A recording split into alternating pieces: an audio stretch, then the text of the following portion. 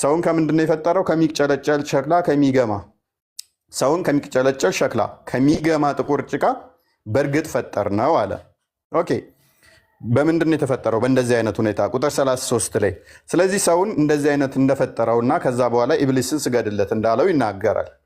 ኢብሊስ ደግሞ ሲናገር ወይንም ሲመልስ እንደዚህ እንዳለው ይናገራል። የኢብሊስን ማፈጣጠር ብዙ ታሪኮች ስላሉት ለጊዜው እሱ እንተው። ከሚጨለጨል ሸክላም ከግም ጭቃ ለፈጠርከው ሰው ልሰግድ አይገባኝም። ሰው የተፈጠረው ስለዚህ እንደ እስልምናው እሳቤ አላህ የሚገማ ጭቃ አዘጋጅቶ ያንን የሚገማ ጭቃ ልክ ቤታችሁን ልመርጉ ስትሉ ገጠር ላይ ካወቃችሁ አስቀድማችሁ ጭቃ ታቦካላችሁ። ያንን የቦካ ጭቃ ግድግዳ ላይ ትመርጋላችሁ። ኦኬ እንደዛ ነው ማለት ነው። ኦኬ እንዴት ነው የፈጠረው የሚለውን ደግሞ ስንመለከት ሱራ 38:75 ላይ አንዴ ክፈችልኝ።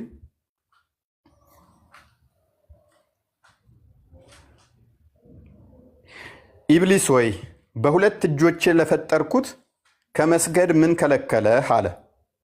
በስንት እጆቼ ይላል? በሁለት እጆቼ። ስለዚህ አላህ ኢብሊስን የፈጠረው በስንት እጆቹ ነው? በሁለት እጆቹ ነው። አላህ አምሳያ የለውም ይሏቸዋል። እኔ ሁለት እጆች አሉኝ፣ አብዱል ፈተና ሁለት እጆች አሉት። ኖ ኖ ኖ አምሳያ የለውም። አትሊስት ሁለት እጆች እንዳሉት ተነገረኝ። ስለዚህ እንደኔ ግዑዝ አካል ያለው ነው ማለት ነው። አትሊስት እጁ የኔን አይምሰል፣ ግን ሁለት እጆች አሉት። የማንንም ይምሰል፣ ግን ሁለት እጆች አሉት። እንዴት ነው የፈጠረው ሲባል ደግሞ ተፍሲራቸው ሰውን እንዴት ነው የሰራው የሚለውን ጠበሪ እንደዚህ ይለናል። ቮሊዩም 1 ፔጅ 262 እስከ 263 አንብቢልን። እውነት እሺ ምን ይላል? God caused Adam's clay to ferment for 40 days ይላል። አላህ ምንድነው ፈጣሪ የአደምን ጭቃ ለ40 ቀናት ምን እንደላደረገ እንዲብላላ አደረገ። And then put him together with his own hands። ከዛ በኋላ ምን አደረገ? ለ40 ቀን እንዲብላላ ካደረገ በኋላ በእጆቹ ምን አደረገው? ገጣጣመው ብሎ ይናገራል። ልቀጥል። እሺ አላህ ምን አደረገው? ለ40 ቀን ያህል አብኩቶ አስቀመጠው። እኛ አይደለንም ያልነው፣ የራሳቸው እንትን ነው። ኢማጂን ለ40 ቀን ያህል ምን አደረገው? አብኩቶ አስቀመጠው ማለት ነው። እንዲብላላ እንዲቦካ አስቀመጠው። ሚዩት የገባ ማን ነው? ሚዩት አድርጉልኝ። ስለዚህ ልክ ቅድም እንዳልኳችሁ ቤት ልትሰሩ ስትሉ አቡክታችሁ አስቀድማችሁ እንዲቦካ እንደምታስቀምጡት ሁሉ አላህ ምን አደረገ ይለናል? ጭቃ መጣና አቦካና ለ40 ቀን ያህል ያንን ጭቃ በእጆቹ በሁለት እጆቹ ገጣጠመው። ልክ ህፃኑ ናችሁ ምንድን ነው የሚባለው? እቃ ጨዋታ ነው የሚባለው። አይ ቲንክ እቃ ስትጫወቱ ጭቃ እያቦካችሁ እንደምትሰሩት እንደዛ ሰራው እያለን ነው። ስለዚህ ፊዚካል ቦዲ ያለው ነው ይሄ አካል። ይሄ አካል ሁለት እጆች አሉት። ይሄ ሁለት እጆች ደግሞ እኔን ባይመስሉም አትሊስት ሁለት በሚለውና እጆች በሚለው እንመሳሰላለን። አላህ አምሳያ የለው የምትለውን ትጥለዋለህ ማለት ነው። አትሊስት እኔ ሁለት የሚባለው ነገር ለእጄ ተናግሯል። አትሊስት ሁለት እጆችም አሉኝ። መልኩ ምንም አይነት ይምሰል፣ ቁመቱና ሳይዙ ምንም ይምሰል፣ ግን ሁለት እጆች አሉት። እኔም ሁለት እጅ አለኝ። ያንን በሁለት እጆቹ በጭቃ አብኩቶ አዳምን ገጣጠመው ይለናል። ቀጣይ አንብቢው። ከዛ ምን ይላል? His pleasant part came out in the God's right hand። ደስ የሚያሰኘው ደስ የሚለው ክፍሉ ምን አደረገ? ከአላህ በቀኝ እጁ ወጣ። And his unpleasant part in God's left። ከዛ ይሄ ቁርአኑ ላይ የገማ ብሎ ይገለጸዋል አይደለ?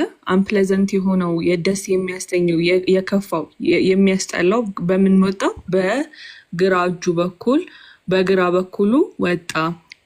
ከዛ ምን አደረገ? God then wiped his hands one with the other and so mixed both pleasant and unpleasant። ከዛ በኋላ ምን አደረገ? እጆቹን እርስ በራሱ ጠራረገና ይሄንን ደስ የሚለውን pleasant የተባለውን በቀኝ እጅ ወጣውና አንፕለዘንት የተባለውን በግራ እጁ የወጣውን ምን አደረገ? ቀላቀለ፣ ደባለቀ። በምኑ? በእጆቹ ማለት ነው። በእጆቹ ቀላቀለ። ስለዚህ አንዳንድ ይህ ጽሁፍ የእፎይ ነው እንዳይሉ የማን ሀዲስ ነው? የእፎይ ነው እንዳይሉ ጽሁፉ የማን ነው? እስትረፋ ጠበሪ፣ ታላቁ ሙፈሲር ጠበሪ ስቶሪ ኦፍ አዳም ብላ ያስቀምጣል። ፔጅ 222 እንግዲህ አዳም ምንድነው ልክ ጭቃቃ እንደምንጫወተው እንደዚህ አቡክቶ አጨማልቆ እንደዚህ ነው የሰራው። ስለዚህ ምን አለው ማለት ነው? የሚነካ የሚዳሰስ የሚያዝ እጅ አለው ማለት ነው። ምክንያቱም ያንን ጭቃ እንዴት ነው የሰራው? በሁለት እጆቹ። ከዛ በኋላ እጆቹ ምን አደረጋቸው ይላል? እንትን አደረጋቸው፣ ሚክስ አድርጎ በዛ ጭቃዎቹን ቀየጣቸው። በእንደዚህ አይነት ሁኔታ ነው ሰውን የሰራው ብለው ያምናሉ ሙስሊሞች። ስለዚህ አላህ ፊዚካል የሆነ ቦዲ እንደኔ ግዑዝ ነው ወይንስ እንደኔ የሚዳሰስ? ሶሪ ግዑዝ አይደለሁም፣ እንደኔ ታንጀብል የሆነ ሊነካ ሊዳሰስ ተጨባጭ የሆነ እጅና አካል አለው የለውም? ወይንስ መንፈስ ነው እንዳትሉ መንፈስ ነው አልተባላችሁም። ስለዚህ እንደኔ እጅ አለው አላህ። እንደዚህ አይነት አምላክ ደግሞ ካለ ያ እጁ ስፔስ እና ፕሌስ ይፈልጋል። ዓለም ከመፈጠሯ በፊት ምን ላይ ነበር የተቀመጠው? ይህን የሚያስረዳን ሙስሊም እንፈልጋለን ማለት ነው። ቀጣይ ሁሱ ይሰማል።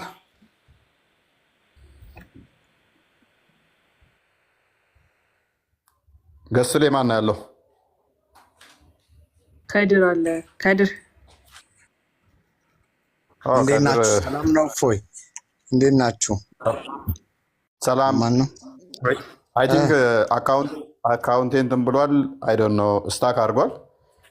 ኦኬ እሺ፣ እንትን ሊያስወጣኝ እየሞከረ ነው። ሰላም ነው ከድር፣ እንዴት ነህ? አለሁ አባት። እሺ ክሎዝ አፕ እያለኝ ነው። እሺ ብዙ የሚያቆየኝ አይመስለኝም። ገስትም እየከፈተ አይደለም እኔ ጋ። ኦኬ እስቲ ኮፒ ሊንክ ተወዳጆች፣ ኮፒ ሊንክ እያደረጋችሁ አሁን እሰማለሁ። ያ ትሰማለህ? ኦኬ ያኔስ እሺ፣ አንዴ ወጥቼ ልመለስ እስቲ።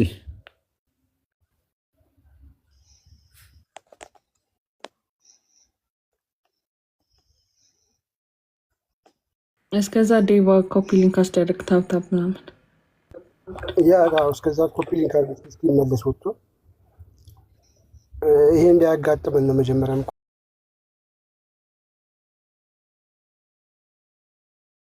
በደንብ ኮፒ ሊንክ አድርግ።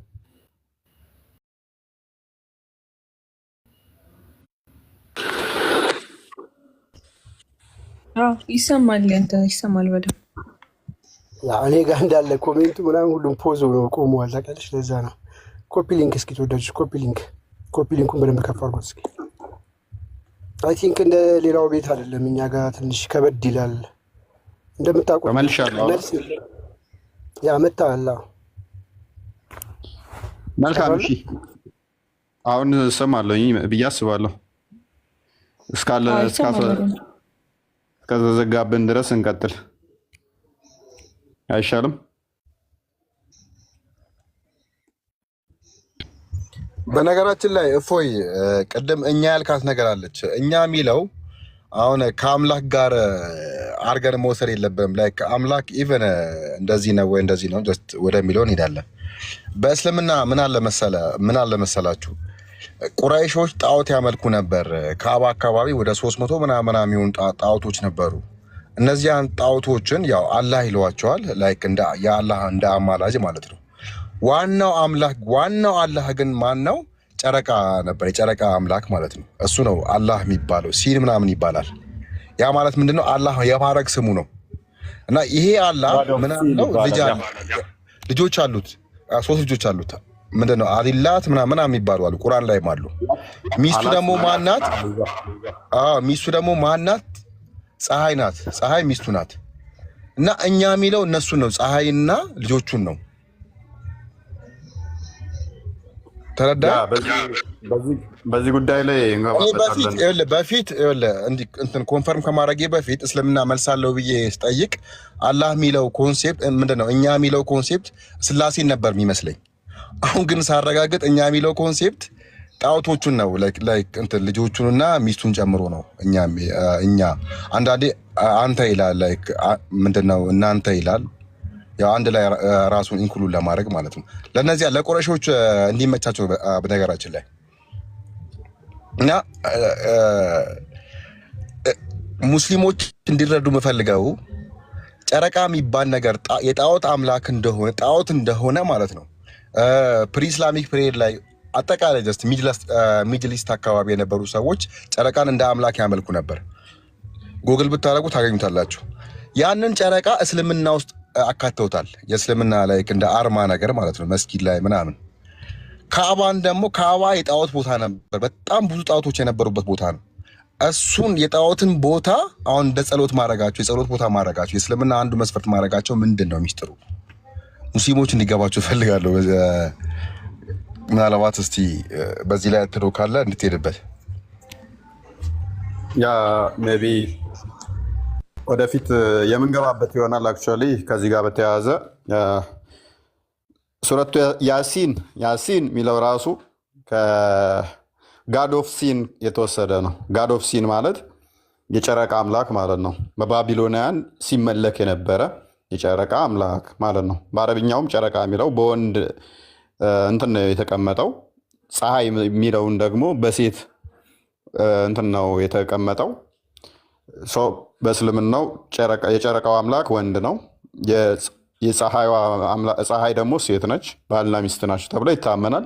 እሱም ወደፊት በደንብ የምገባበት ይሆናል። ሜይ ቢ አላህ ራሱ ሙን ጋድ እንደሆነ የእነሱ ታላቁ የእስልምናን የሙሐመድን ሲራ የጻፈው እብን ሻቅ ላይም 7ኛው ፔጅ ላይ አላህን ሙን ጋድ ብሎ ያስቀምጠዋል።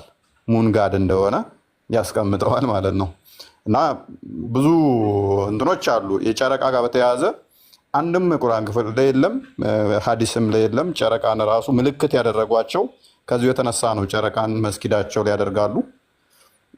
አንዳንዶቹ የገባቸው ይሄ እኮ ከጣዖታውያን የተወሰደ ነው፣ ጨረቃን መስጊድ ላይ መጠቀም የለብንም የሚል ሙግት አላቸው አሉ። ግን አብዛኞቹ ጨረቃን እንደ ምልክትና አርማ አድርገው ወስደውታልም። ያንን አርማ አድርገው የወሰዱት ያው ከጣዖታውያኑ የተወሰደ ቀጥታ ስለሆነ አላህ ራሱ በጨረቃ ይምላል። በጨረቃ አላህ ራሱ ይምላል። በጨረቃ ምላለው በቀደደ ጊዜ ምናምን ብሎ እንትን ይላል ማለት ነው። ሰው በጨረቃ የሚምለው ያው እናንተ የምምሉት በአምላካችሁ ወይንም በበላያችሁ ባለ አካል ነው። ራሱ የጨረቃው አምላክ በጨረቃ ደግሞ ይምላል ማለት ነው። በጣም ያስቀው የጨረቃ አምላክ ብለው ያስቀመጡትና ጨረቃን እንደ ሴቨር ያስቀመጡት አዳኛችን ታዳጊያችን ብለው ያሉት ምንድነው? በረሃው ላይ በጣም ሞቃት ነው። ይህንን እንትናም በደንብ ያስቀምጠዋል። ፔጁን ስለረሳሁት ልለፍ። ያስቀመጠበት ምንድነው? ከፀሐይ ጨረቃ ለምንድን ነው ለእነሱ ሞር ተወዳጅ የሆነችው የሚለውን ሲያስቀምጠው በጣም ውሃ ችግር አለባቸው። በጣም ደግሞ ሞቃታማ ነው። በረሃ ስለሆነ ከቀን ይልቅ ማታ ነው የሚንቀሳቀሱት። አዳኛቸው አድርገው የሚቆጥሩት ማንን ነው? ጨረቃን ነው። ፀሐዩ በጣም ስለሚያቃጥላቸው በጣም ዴዘርት ስለሆነ ከዛ አንጻር ነው ጨረቃን አምላካቸው አድርገው የጨረቃን አምላክ ሞር ለመቀበል የወሰዱት ምናምን ብሎ ይለዋል። እውነትሻ እና ሜይ ቢ የምታቃጥለዋ ሴት ናት፣ ፀሐይ ስለሆነች ማለት ነው። የምታቃጥለዋ ኔጌቲቭ ነገሩ ሴት ናት። ለዛ ነው በጣም ጥላቻ ውስጥ ያደረበት። ከዛ በኋላም ከዛ ጋር የተያዘ ነው። ሜይ ቢ እንገባበታለን በዚህ ጉዳይ ላይ ወደፊት ስለምንገባበት። ወደ ዛሬው ቶፒካችን እንመለስና ያለን ቁርአን ተመለስ። ቁርአን ረጅም ሰዓት ፖዝ ሆኗል እና ወይ ይውረድ። ቁርአን አለ ተመለስ። ለሪፖርት ይሆናል። ተመለስ። ከምናስወጣ ተመለስ። ቁርአን እርግጠኛ ምላሽ ይኖርሃል ብዬ ተስፋ ላድርግና ተመለስ። ይሰማል? መልካም። ሙስሊም ነህ? ትንሽ ድምፅን ከፍ አድርገው።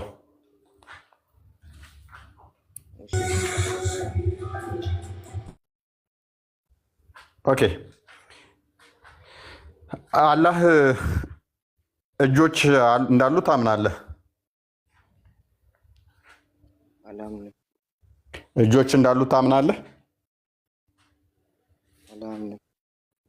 ምን? አልቀበለውም።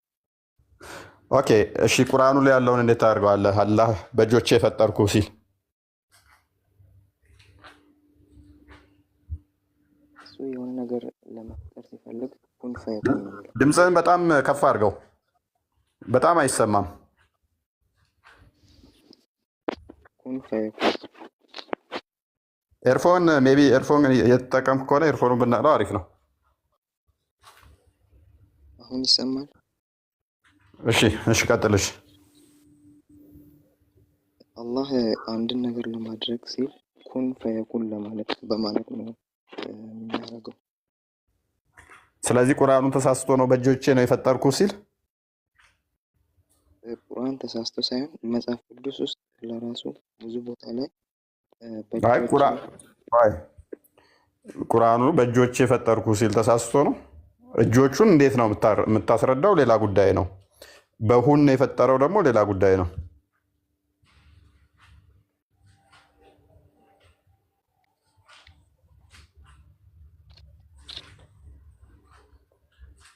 በሁን ነው የፈጠረው ወይስ በእጆቹ ነው የፈጠረው? አሁን ማንን ነው የፈጠረው? የሰው ልጅ ያ የሰው ልጅ እንግዲህ በሁለት እጆቼ ብለዋል። ግን ኦኬ፣ ስለዚህ በሁለት እጆቼ ሲል ምን ማለቱ ነው? ወይ ትንሽ ይለፈኝ፣ ሌላ እመጣለሁ። መልካም። በዛውም ቼክ አድርገው እንድመጣ ሁለቱ እጆቹ በቀኝ በኩል ሁለት ቀኝ እጆች እንዳሉት ሐዲስ ላይ ተቀምጧል። ነብዩ አላህ ሁለት ቀኝ እጅ አለው ብሏል። እኔ ሁለት ቀኝ እጅ አይደለም ያለኝ አንድ ቀኝ እጅ ነው ያለኝ። ስለዚህ እኔና አላህ እንመሳሰልም። ግን 5 ጣቶች እንዳሉት ያስቀምጣል ሐዲስ ላይ። እኔ 5 ጣቶች አሉኝ፣ አላህም 5 ጣት አለው። አላህ እጅ ያለው እኔም እጅ አለኝ። ስለዚህ እንመሳሰላለን። አትሊስ ፕላስ ደግሞ ለመፍጠር የፈለገ ጭቃውን አብኩቶ ከዛ በኋላ በቀኝ እጁና በግራ እጁ ሁለቱን አደባልቆ አንድነት እንደሰራው ሙፈሲሮች አስቀምጠዋልና ሜቢ እሱንም አስበህበትና በኋላ ልጠይቅ ስለምችል ማለት ነው። መልካም። አርዲ ሰላም ነው? እንዴት ናችሁ? ሰላም ናችሁ ወይ? ሰላም ብያለሁ፣ እግዚአብሔር ይመስገን። የልጁ ፕሮፋይል ፒክቸሩ እና ድምፁ አንድ ላይ አይሄድም። ጎራዴ የያዘ ሰው ምናምን ፕሮፋይል ፒክቸሩ ላይ አድርጎ ድምፁ ግን በሁለት እጆቹን የፈጠረው ሲል አብረዋል ሄዳለ። በመጀመሪያ እኮ በእጆቹ አይደለም ብሎ ነበረ፣ በይሁን ቃል ነው ብሎ ነበረ። መረጃው ሲመጣ ደግሞ የቀየረው መረጃው ሲከፈት ጊዜ በእጆቹ ነው አለ። አላህ ደግሞ መንፈስ እንዳልሆነ ይታመናል። ሰው መንፈስ ካልሆነ ደግሞ ምንድን ነው? አላህ ግዑዝ ነገር ነው ማለት ነው። ያ ግዑዝ ነገሩ እንዴት ነው የሚለውን ስፔስ እና ፕሌስ ይፈልጋል አለ። ግዑዝ ነገር አንድ ነገር ሊታይ ሊዳሰስ ሊነካ የሚችለው የሆነ ቦዲ ሲኖረው ነው። ልክ ነው። ይህም በተለያየ ቦታ ላይ አላህ ፊዚካል ቦዲ እንዳለው ማሳየት በጣም በብዙ ሜይ ቢ በዛውም እንደውም ይህ አላህ የፈጠራቸው አካል እነሱ ብለው የሚያምኑት በአይምሯቸው የሳሉት ማንንም አይመስልም፣ አልወለደም፣ አልተወለደም የሚሉት አካል የአፂም አልባው ፍሪዝ ባለፀጉራሙ ሜይ ቢ እውነት እሱንም ማዘጋጅልን ከቻልሽ ወይም አርዴ ከቻልክ ቢያን አልተልቢስ ላይ ስላለ ወይ እንትኑ ላይ የምታወጡት ከሆነ እስላም ዌብ ዶት ኮም ላይ የምታወጡ ከሆነ ቮሊም 7 ፔጅ 288 ላይ ታገኙታላችሁ። ወይንም ደግሞ በመጽሐፉ አረብኛው የምትፈልጉ ካላችሁ ቢያን አልተልቢስ 290 እስከ 298 ባለው ላይ ስለዚህ ጉዳይ የተቀመጠ ነው። ወንድማችን አላህ እንደኛ ጸጉሩ ፍሪዝ የሆነ ፂም አልባ ቆንጅዬ እንደሆነ አላህን መጥቶ ያሻሸው አላህን ያቀፈው አይምን ሙሐመድን እጁ ቀዝቃዛ የሆነ ቢጫ ልብስ የሚለብስ የመሐመድን ሱና ግን አልተጠበቀም የማይጠብቅ ማሜን በእጆቹ መጥቶ ኢቨን ሲነካው ፊል ያደርገዋል። ድመት አፍንጫዋ ቀዝቃዛ ነው ይባላል። ልክ እንደዛ ያለህም እጅ በጣም ቀዝቃዛ ነው ይላል። ልቤ ድረስ ተሰማኝ፣ ጉሮሮዬ ድረስ ተሰማኝ ይላል። ማለት ጉሮሮ ውስጥ ነው እንደ እጁን የሰደደበት፣ ጡቴን ሁሉ ተሰማኝ ይላል ሲያሻሸው። እጆቹ ፊዚካል ቦዲ እንደሆኑ እንረዳለን ከዚህ ማለት ነው።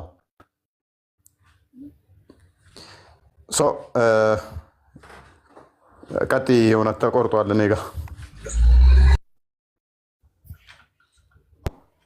እሺ ያው ሰይፈዲን እና ከድር ስላሉ እነሱ እንቀበላቸው አይሻልም? ግን እዚህ ጋራ ቢያን ምንድን ነበረ ስሙ? ቢያን በያን ተልቢስ አልጃሚያ የእነሱን ስም ተውኝ እባካችሁ እንዳትቀየሙኝ። ከዛ ሜሴንጀር ኦፍ አላህ ያላ ሜይ ፖሊስ ቢ አፖን ህም እንግዲህ ያላ መልእክተኛ ምን ብሎ ተናግሯል? ያ ኦፍኮርስ ፖሊስ አላለች። I saw my Lord in the form of a young man በእንግዲህ በወጣት ልጅ ገጽ ወይም ደግሞ በወጣት ልጅ ሁኔታ ማንን አየሁት? ጌታዬን አየሁት። who had an abundance of frizzy cats and with abundance ማለት ክፍት የሆነ የተንትን ምንድን ነበር ስሙ? ይሄ የተትረፈረፈ አለ የተትረፈረፈ ፍሪዚ ካትስ እንደ ግሪን በአረንጓዴ ስፍራ ላይ በወጣት በአጠቃላይ ላጠቃልላቸው እና በወጣት በአረንጓዴ ቦታ ላይ በወጣት ልጅ በወጣት መልክ አየሁት ብሎ ያስቀምጣል። ስለዚህ ይህ አካል ነው ፈጠረን ብለው የሚያመልኩት አካል ፂም የሌለው ጸጉሩ ፍሪዝ ችምችም ያለ ፍሪዝ ጸጉር ያለው አረንጓዴ ቦታ ላይ ያየው እጁ ቀዝቃዛ የሆነ ሜቢ ቀዝቃዛ የሆነው ያኔ የገማውን ጭቃ ሁለቱን ሲያቀያይጠው የገማው ጭቃው ደግሞ ከግራ እጁ ወጣ፣ ጥሩ ሽታ ያለው ደግሞ ከቀኝ እጁ ወጣ። ቅድም ባየነው መሰረት ከሚገማ ከሚቅጨለጨል የሚለው አንዴ ስማኝ፣ በማስረጃ አውራ። ዝም በላ አፍ እንደመጣል እንዳታወራ፣ ማስረጃ እያሳየክ አውራ። እሺ ክፈችለት። የቀደሙ ላይ ግቢ ጠበሪ ላይ ላሳየ። አንተ ከገማ ጭቃ ነው የተሰራው፣ ለምንድን ነው የሚገማው የሚለውን ጠበሪ ምን ብሎ አስቀምጦልሃል?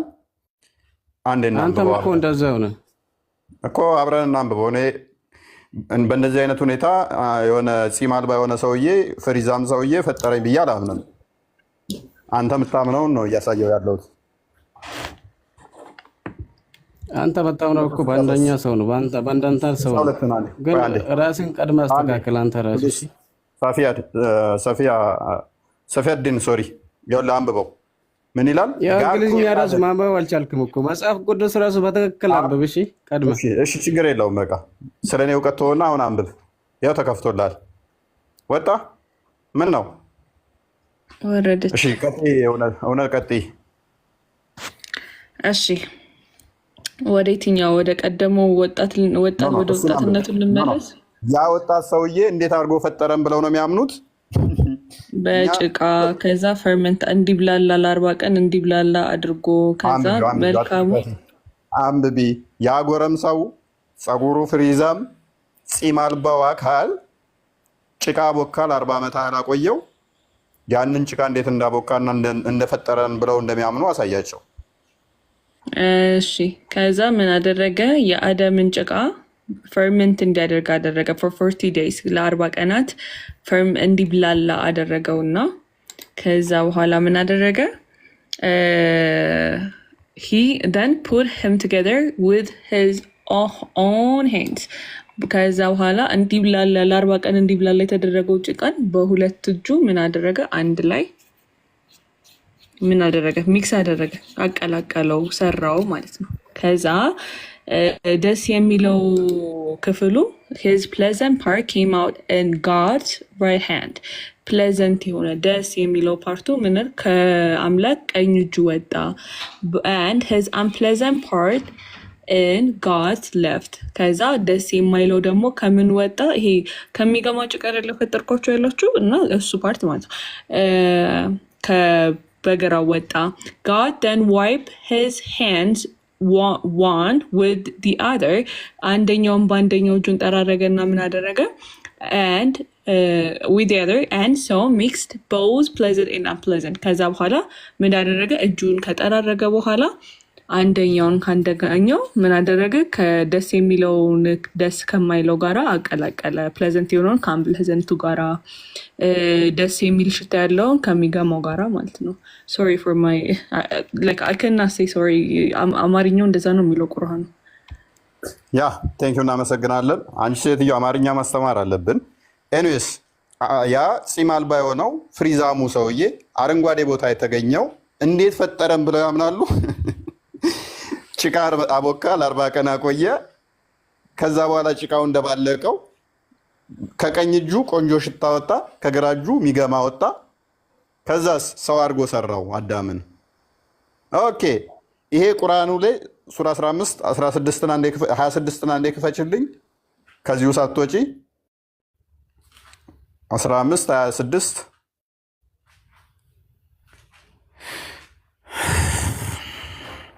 ሰውን ልብ በሉ ከሚቅጨለጨል ሸክላ ከሚገማ የገማበት ምንድነው? እሱ ከግራ እጁ የወጣው ነው ይለናል። ጥቁር ጭቃ በእርግጥ ፈጠር ነው የሚቅጨለጨል ሸክላ ነው አለን። ለምንድነው የሚቅጨለጨለው የሚለውን ደግሞ ተመለሻውን ወደ መጽሐፉ ለምንድነው የተቅለጨለጨለው ሲባል ከፍ በይና እሱን አሁን 62ኛውን አንብቢው። ኦኬ ከንትን ጀምረሽ አንብቢው። ሶ ጋድ ክሬትድ አደም ከሚለው ጀምረሽ አንብቢው።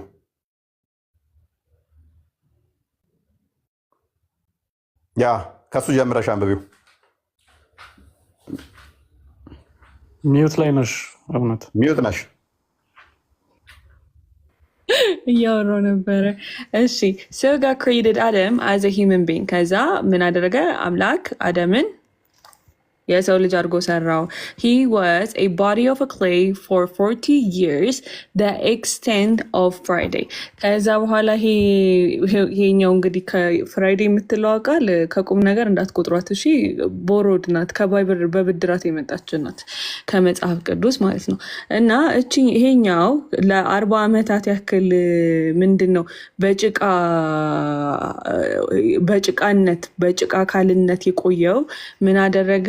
ከዛ የቆየው አዳም በዛ ሰዓት ላይ when the angels passed by him መላእክቶች በሱ ጎን በሚያልፉ ሰዓት they were frightened by what they saw በሚያዩት ነገር ምን ይሉ ነበረ? ይፈሩ ነበረ። the angels most frightened was ኢብሊስ። ከዛ among the angels ከኤንጅሎቹ ከነዛ ከመላእክቶቹ ከመላእክቶቹ መካከል ማን ነበር በጣም ደግሞ ፈሪው? ኢብሊስ ነበር። he I'm really sorry ምን ያደርጋል? he would pass by him, kick him, and thus make the body produce a sound as a potter's clay does. ከዛ በኋላ ልክ እንደ ሸክላ ሰሪ እንደሚሰራው ጭቃ ምን አይነት ድምፅ ያወጣ ነበር? ስለሚፈራው ምን ያደርጋል? በእሱ አጠገብ ሲያልፍ ይመታው ነበረ። ሲመታው ደግሞ ያኛው በጭቃነት ያለው አካል ምን አይነት ድምፅ ያወጣ ነበረ?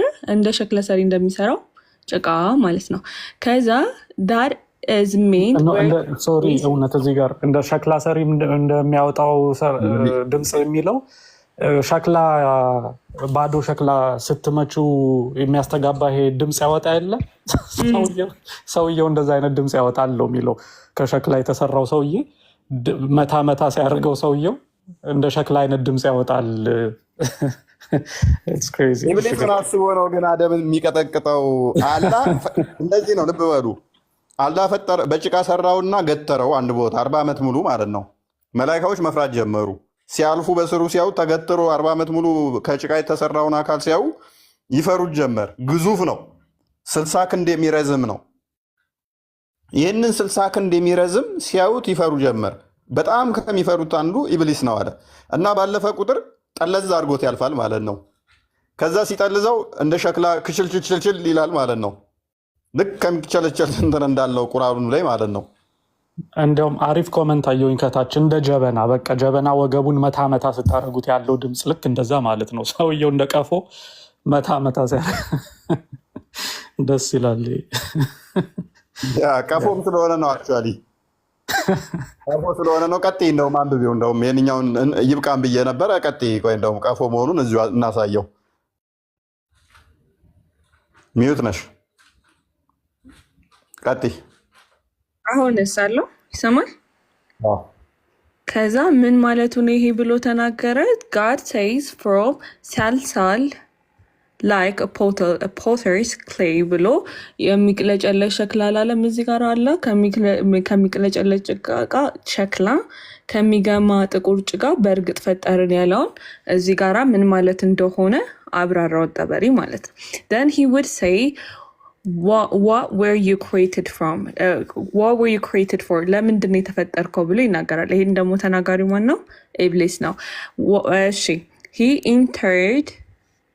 he entered his mouth and leaped from his posture ከዛ ምን ያደርጋል? በአፉ ይገባና ከበስተኋላው ባለው ቀዳዳ በኩል ይወጣል። then ሽንት ቤት ነው የገባው። That's what it says. ኧረ እውነት ግልጽ አድርጊላቸው ለሚያዳምጡት። ኢብሊስ በአደም አፍ በኩል ገብቶ በመቀመጫው በኩል ይወጣል። ኢብሊስ ራሱ ማለት ነው። መቀመጫ ምንድን ነው? አንተ ደግሞ በስርዓት ተርጉም። አንተም አይ ኖ ነገሩ ግልጽ ማን የገባው ማን የወጣው የሚለውን ሰው እንዲያውቅ ብዬ ነው። እኔ ቤት በኩል ወጣ የሚለውን ሰው ይገባዋል። እሱ በአዳም አፍ ውስጥ ገብቶ እንግዲህ ኢብሊስ በቂጥ ወጣ። ለምን? ስለፈራ አቀጫጭሎት። ይሄ ሁሉ ተረት እንግዲህ ስለምናስተምሮ ነው። ለዛ ነው እንደ ውዱ ስናደርግ አፋችንን ቂጣችንን የምናጥበው። ለዛ ይሆን እንዴ? ለዛ ነው አፍ ውስጥ እንዳይገባና እንትን እንዳይልብህ እኮ ነው። ቂጥ ውስጥ እንትን እንዳይል ነው። ፈስ ለምን ይሸጣል ተብሎ ነብዩ ተጠይቆ ኢብሊስ ወደ ውስጥ አዳም ውስጥ ስለቆየ በዛ ምክንያት ነው ብሏል። ፈስ የሚሸጠው ኢብሊስ ወዳችን ውስጥ ገብቶ ስለቆየ ነው። በሱ ምክንያት ነው ግማቱ የመጣው የፈስ ብሏል። ኤኒዌይስ ይሄ ተረት ያ ወጣት የሆነ ቅድም ያያችሁት ጸጉሩ ፍሪዛም የሆነ ፂም አልባ የሆነው አካል ፈጠረኝ ብሎ ማመን በራሱ ያማል። ከምር እንደዚህ ነው የተጫወቱባችሁ። ይሄንን ተረት ውስጥ ነው ያላችሁት። በእንደዚህ አይነት ሁኔታ ነው የተፈጠርነው ብላችሁ ማለት ነው። አይ ግን ዋናው ፓርቱን እንሂድ እንዴ። ዋናው ፓርቱንማ አድሬስ አናደርግ አናለፍ። ከዛ በአፉ ገብቶ በኋላ ይወጣል። ከዛ ምን ይላል? ደን he said to the angels ይበቃል። እርግጠኛ ነህ? እሺ ይበቃናል። ሌላ ቀን እንገባበታለን ከሌላ ቶፒክ ጋር በተያያዘ። ኤኒዌይስ ማሳየት የፈለግነው ዋናው ስለዚህ መጽሐፍ እፎይ ብትነግራችሁ ጥሩ ነበር። እፎይ የጻፈው መጽሐፍ ነው፣ ክርስቲያኖች የጻፉት መጽሐፍ ነው እንዳይሉ የመጽሐፉን ላይ ምን እንደሆነ ብትናገር ቆንጆ ነው።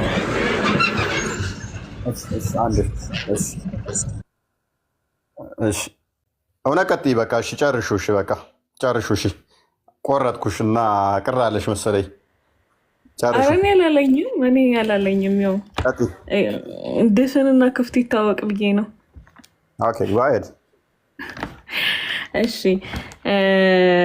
ደን አለና ከዛ በኋላ ወደ መላእክቶቹ ይሄድና ማን ያው በአፉ ገብቶ በኋላ የወጣው አካል ከዛ ዶንት ቢ አፍሬድ ኦፍ ዳት ዋን ያንን ነገር ሲተላለፉ ሲያዩት የሚፈርታል አይደለ? እሱን ነገር አትፍሩት። ፎር ዩር ሎርድ ኢዝ ሶሊድ። ከዛ ጌታችሁ ምንድን ነው? ድፍን ነው። ጌታችሁ ድፍን ነው ይላል እዚህ ጋር። ጌታችሁ ድፍን ነው ያልካለና ዌራስ ዲስ ዋን ኢዝ ሃሎ። ይሄኛው ጌታችሁ ድፍን ነው አለና ይሄኛው ባለቀዳዳ ነው አላቸው። ቼክ አደረገ ገብቶ ይሄው ባዶ ነው ማለት በቃ በአፉ ገብቶ በቂጡ ከገጠ በኋላ ክፍተትም አለውም ውስጡም ባዶ ነው። ያ ውስጡ ክፍተት እንዳለ ሲመታ የሚጮኸውም ለዛ ነው። ባይዘው ይሄ ድምፅም ያለው ማለት ነው። ልክ እንደ ሸክላ ሰሪ ሸክላ ጨቃ ከዛ where I am given the authority over him I shall ruin him ብሎ ይናገራል። እንግዲህ በእሱ ላይ ስልጣን ሲሰጠኝ ምን አደርገዋለሁ? አበላሸዋለሁ ወይም አሰቃየዋለሁ አይነት ነገር ብሎ ተናገረ። ሱረቱ ኢኽላስ ላይ አላሁ ሰመድ የሚለው አላህ ድፍን ነው። ኢብን አባስ ብሎ የሚያስቀምጠው አስቀድሞ ኢብሊስም አላህ ድፍን ነው ብሎ ስለተናገረ ነው። ኢብሊስም አላህን አየ፣ መውጫ መግቢያ የለውም። አደምን የፈጠረው ግን በምን አይነት ነው? ድፍን አድርጎ እንደሰራው። አደም ግን ክፍተት አለው።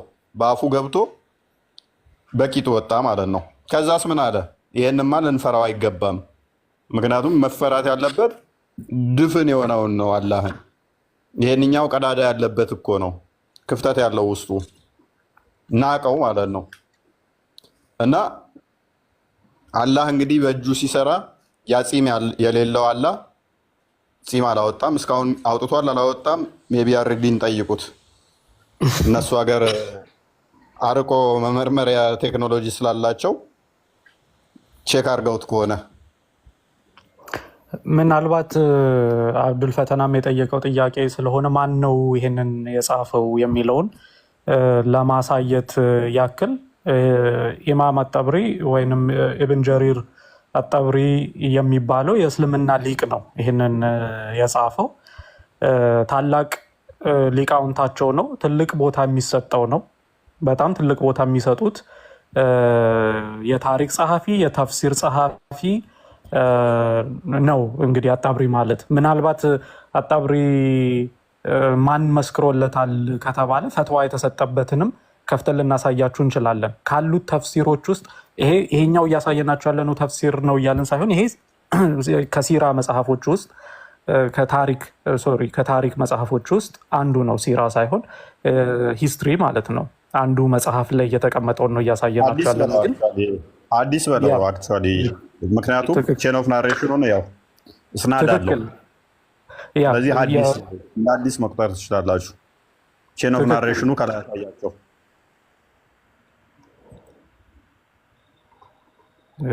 ይሄ ምስሉ ነው።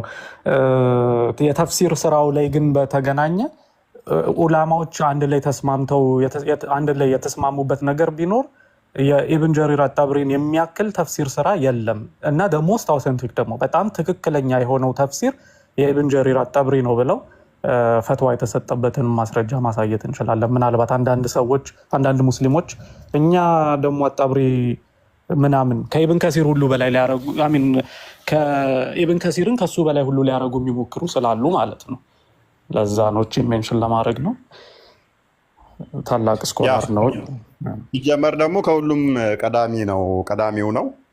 አይ ቲንክ በሶስተኛው እንትን ላይ የነበረ ነው። በሶስተኛው መቶ ላይ አካባቢ የኖረ ነው በእነሱ ማለት ነው። ልክ ነው። ያ 200 which means መሐመድ ከሞተ ከስንት ዓመት በኋላ ማለት ነው? ከ200 ምናምን ዓመት በኋላ ማለት ነው። ከ300 ዓመት አካባቢ ከ200 ዓመት ያ። ስለዚህ ለመሐመድም ቅርቡ የሚባለው እሱ ነው። እንትና ኢብን ከሲር መሐመድ ከሞተ ከ700 ዓመት በኋላ ነው የመጣው እና ኢብን ሀጀር አልአስቃላኒ እንደዚህ ትናንት የመጡ ናቸው። ከዚህኛው አንጻር ይሄኛው ለነብዩ መሐመድ በጣም በእነሱ ቅርቡ ነው። ስለዚህ በነ ቡሃሪ ዘመን ነው። በነ ቡሃሪ ዘመን ነው። በነ ቡሃሪ ዘመን ነው። በነ ቡሃሪ ጊዜ ነው። እና የሚገርማችሁ እነ ኢብን ጀሪር ያስቀመጡት ታሪኮች በብዛት በቃ እንደመጣ ነገሮች ብዙ እስልምና ላይ ብዙ ማስተካከያዎች ሳደረጉባቸው ያሉ ታሪኮችን በብዛት አስቀምጠዋል። አሁን ይሄ መሐመድ ከሰይጣን ተቀብሎ የተናገረውን ነገር ሌሎችም በጣም ብዙ ነገሮችን እንደወረደ አድርገው ታሪኩ ብዙ ሳይበረዝ ብዙ ሳያስተካክሉት ቁጭ አድርገዋል። እና ኢብን ከሲር ግን በኋላ ከስንትና ስንት መቶ ዓመት በኋላ 700 ዓመት በኋላ መጥተው ግን እነዚህን የመጀመሪያዎቹን ስራዎች ብዙ እንደማያዋጡ ሲገባቸው ብዙ ማስተካከያ እያደረጉ መጥተዋል። እና ለዛ ነው። መልካም እሺ። ቁርአን እንኳን ደህና መጣ። ተመልሰህ መጥተሃል።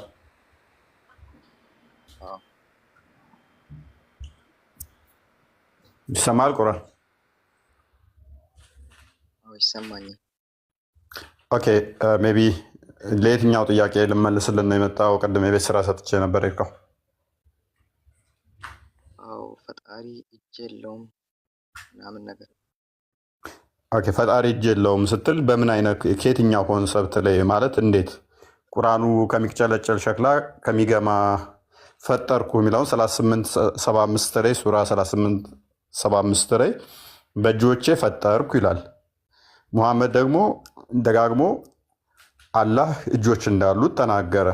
ኦኬ እንደገና በእጆቹም ደግሞ እንደሚነካካው እንደሚያሻሸው ተናገረ።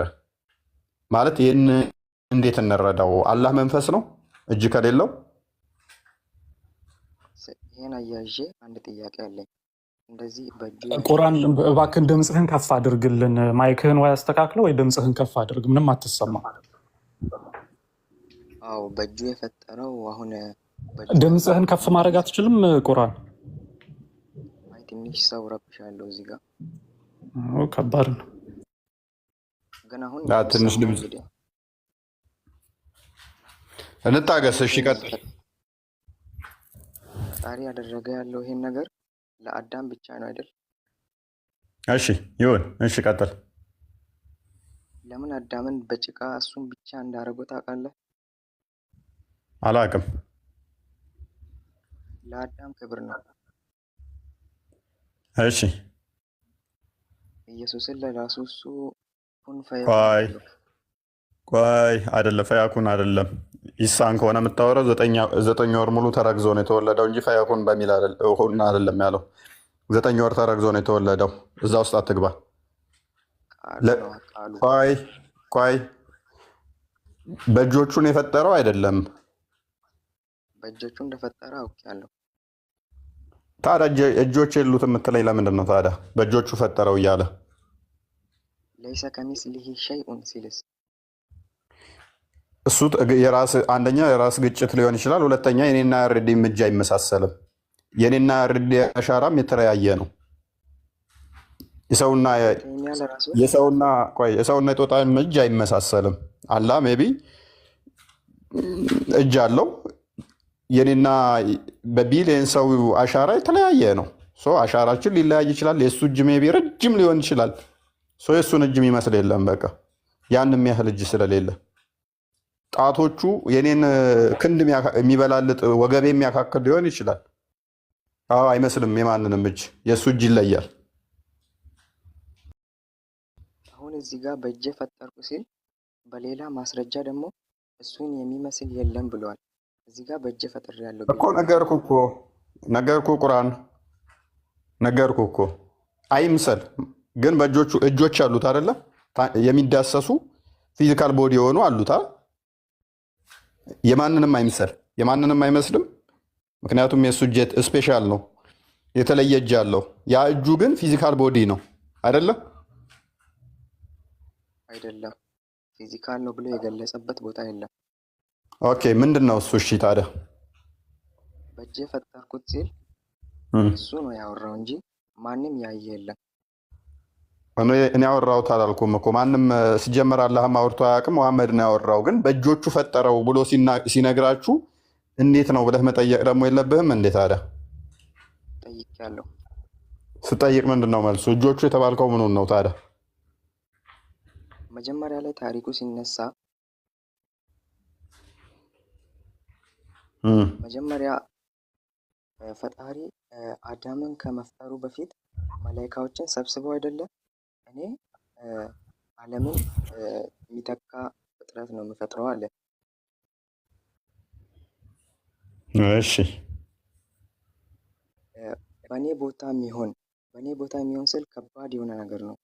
ስለዚህ በእጆቼ ነው ፈጠርኩት ይላል። የእሱን ቦታ የሚተካ መልካም። ስለዚህ አላህ ያሻርካል እያልከን ነው። እናመሰግናለን። አላህ የእሱን ቦታ ለፍጥረት ይሰጣል። እሺ ቀጥል። የእሱን ቦታ እኮ አይደለም እንደዛ፣ ቁርአኑ እንደዛ አይተረጎመም። አንተ ነው ያልከኝ። አንተ እንዳልከኝ እየሄድኩልህ ነው። ቀጥል፣ ችግር የለው። ትንሽ ድምፅህን ከፍ አድርግና ቀጥል። አላህ በእሱ ቦታ እሱ የሚተካ ፈጠረ። ቀጥል። እሺ ዓለም ላይ ማለት ነው። ኢኒ ጃኢሉን ፊል አርድ ኸሊፈተን ያለበት ቦታ ላይ። ስለዚህ ከራሴ የሆነ መንፈስን ስሰጠው እናንተ ደግሞ ትሰግዱለታላችሁ አላቸው መላእክቶች። እኔ እኮ ወንድማችን ቁርአን እጆች የሚለውን በምንድን ነው የተረጎማችሁት ነው የጥያቄ። በቃ እሱ ነው። በሁለት እጆች የሚለው ማን ነው? እሱ ኢብሊስ ነው አላህ ነው? አላህ ነው። አቡ ተይሚያ ለራሱ እንደዚህ ብሎ ተርጉሞታል። ምን ብሎ? አልስቲዋኡ ማዕሉሙን ወልከይፊየቱ መጅሁሉን ወልኢማኑ ቢሂ ዋጅብ ወሱአሉ አንሁ ቢድዓ። እሺ ተርጉመው። አልስቲዋኡ ማዕሉሙን እዛ መኖሩ ወይንም ደግሞ አካሎቹን እንደነገረን ወይንም በቃ እኛ ምናምን። ድምፅን ከፍ አድርገው ቁርአን እየተሰሙ አይደለም ከስር። ያ የምናምነው ፈጣሪ እንዳለ ወይንም ደግሞ አካሎቹን ነግሮንም ይሆናል። እኛ ማመን ያለብን ያ ፈጣሪ እንዳለ ማመን ያለብን ብሏል አቡ ተይሚያ። እኔ አትመን መቼ ወጣኝ? ቁርአን አካሎች እንዳሉ ታመንክ አትመን አላልኩህም። በሁለት እጆቼ ብሏል። አትሊስት ሁለት እጆች አሉት የሉትም? አላህ አለኝ ካል አለኝ ብሏል። ስለዚህ እነኛ ሁለት እጆቹ በሁለት እጆቹ ጭቃ አብኩቶ አደምን ሰርቶታል አልሰራውም? ሰርቶታል። ስለዚህ እነኛ ሁለት እጆች የአላህ በሁሉ ቦታ ይገኛሉ። እጆች በእጆች ራሱ እንጂ ሌላ ዲቴል አድርጎ ያወጣው ነገር የለም። ስለዚህ ያ የአላህ እጅ የሆነ ቦታ ላይ የተገደበ፣ የሆነ ቦታ ላይ የተቀመጠ፣ የሆነ ቦታ ላይ የቆመ፣ የሆነ ቦታ ላይ ያለ ነው አይደለ? እዚህ የለም አይደለ? ያጁ የአላህ እጅ አንተ ጋር አለ? የለም። ስለዚህ የአላህ እጅ አንተ ጋር የለም። የት ነው ያለው የአላህ እጅ? አርሽ ላይ። ስለዚህ አርሽ ላይ የተቀመጠ ሁለት እጆች ያሉት አካል አንተ በአይምሮህ የሳልከው ሁለት ቀኝ እጆች አይ ቲንክ ሁለት እጆች ያሉት ብቻ ተው፣ ሁለት እጆች ያሉት አደምን በጭቃ ከሚገማ ጭቃ ከሚጨለጨል አብኩቶ የፈጠረው አንተ የምታመልከው አርሽ ላይ ተኝቶ ሊሆን ይችላል፣ ቆሞ ሊሆን ይችላል፣ ተደላድሏል ይላል። አክቹዋሊ ለእሱ መደላደል እንዴት እንደሆነ ባላቅም እንደዛ አይነት ነው የሳልከው ማለት ነው። ስለዚህ ፊዚካል ቦዲ ያለው ነው ማለት ነው። እኔ ደግሞ እዚህ ጋር የምጠይቀህ ጥያቄ አለ። በዚህኛው ትስማማለህ ባልኩ? አሁን እጆች አሉኝ ብሏል እንጂ ሌላ ነገር የነገረን የለም። የተገደበ ነው ያልተገደበ ነው ምናምን የለም። አንተ ነገርከኝ እኮ እዚህ ያለው ያልኩ የለም አልከኝ። የለም ካልከኝ እዚህ እኮ ተገደበ። በቃ የት ገደብከው? አርሽ ላይ ገደብከው። ከአርሽ ውጭ ያለ አላህ ያላህ እጅ ከአርሽ ውጭ ያለ የለም። ስለዚህ በአርሽ ላይ ተገደበ ነው አላህ። አርሽ በምትባል ስፔስ ላይ ተገድቦ ወይም ቆሟል ወይም ተኝቷል ወይም ደግሞ አየሩ ላይ ተንሳፎበታል። እጆቹ የተገጠሙለት እጆቹ ከሰውነቱ ፓርት ጋር ከሌሎቹ ጋር ከባቱ ከጣፋው ጋር ከእግሩ ጋር ከሰውነቱ ክፍል ጋር የተገጠመ ነው ወይንስ ሁለት እጆቹ ለብቻ ነው ያሉት ከሌላው ሰውነት ጋር? አንዴ ለምሳሌ የሆነ ምሳሌ ትንሽ ምሳሌ ልስጥ። አፍሪካ አለች እንበል። እሺ። አፍሪካ ደግሞ ዓለም አለች። ዓለም ደግሞ የኛ ፕላኔት አለች። እንደዚህ ያለ ጋላክሲ አለ። ዓለም ላይ ብዙ ቢሊዮን ጋላክሲ አለ። ይሄን አርሽ የቱ ጋር ነው የምናገኘው? ይሄ አርሽ ብለህ ታስባለህ? የት የምናገኘው? ምክንያቱም ለምን መሰለህ? እሱ የኔ ችግር ሳይሆን አርሽ የተገደበ ነገር አይደለም። ቆይ እንደተገደበ እኔ ላሳይህ እችላለሁ የተገደበ እንደሆነ። ምክንያቱም ጠርዝና ጨረቃ ላይ እኮ ነው እፎይ። አርሽ የሚባለው ጨረቃ ነው። ችግር የለውም። ቆይ ቁርአን በሁለት መልኩ መልስልሃለሁኝ የተገደበ መሆኑን። አንደኛ ሱራ 69 ቁጥር 17 ላይ 8 መላኢካዎች አርሹን ጠርዝና ጠርዙን ይሸከሙታል። አንዴ ክፈችልኝ። አንደኛ መልስ ነው። ጠርዝና ጠርዙን የሚይዙ ከሆነ በትከሻቸው የተገደበ ነው ማለት ነው። ጠርዝ አለው which is ሊሚት አለው እንትን አለው። ምንድነው ጠርዝ ምንድነው የሚባለው? ጫፍ ማለት ነው። ኢንዲንግ ፖይንት ምንድነው የሚባለው? ኢንዲንግ ፖይንት አለው። ስለዚህ የተገደበ ነው። 8 መላኢካዎች ጠርዝና ጠርዙን የሚሸከሙ ስለሆነ ሱራ 40 ወይንም 7 ሱራ 69 ሱረቱ ሐቅ 17 ላይ አንዴ ክፈችልኝ ከሁለት አንዱ የተገደበ መሆኑን ላሳየ። የተገደበ አይደለም ብለኛል።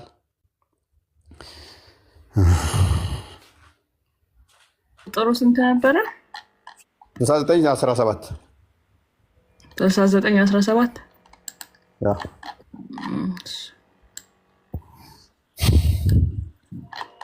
ይሄ መጀመሪያው መንስኤ ነው። አልተገደበ የሚል ግን መረጃ ታመጣልኛለህ። አንድ ታመጣልኛለህ፣ አንድ አመጣልሃለሁ። መላእክትም በጫፎቻቸው ላይ ይሆናሉ። በምን በጫፎቻቸው ላይ ይሆናሉ። የጌታን ማርሽ በዚያ ቀን 8 መላኢካዎች ከበላያቸው ይሸከሙታል። መላእክቶች ናቸው የሚሸከሙት።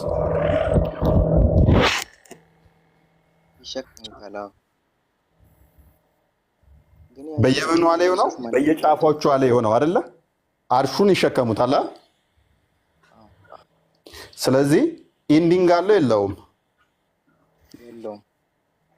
ያልተገደበን ነገር ነው የሚሸከሙት።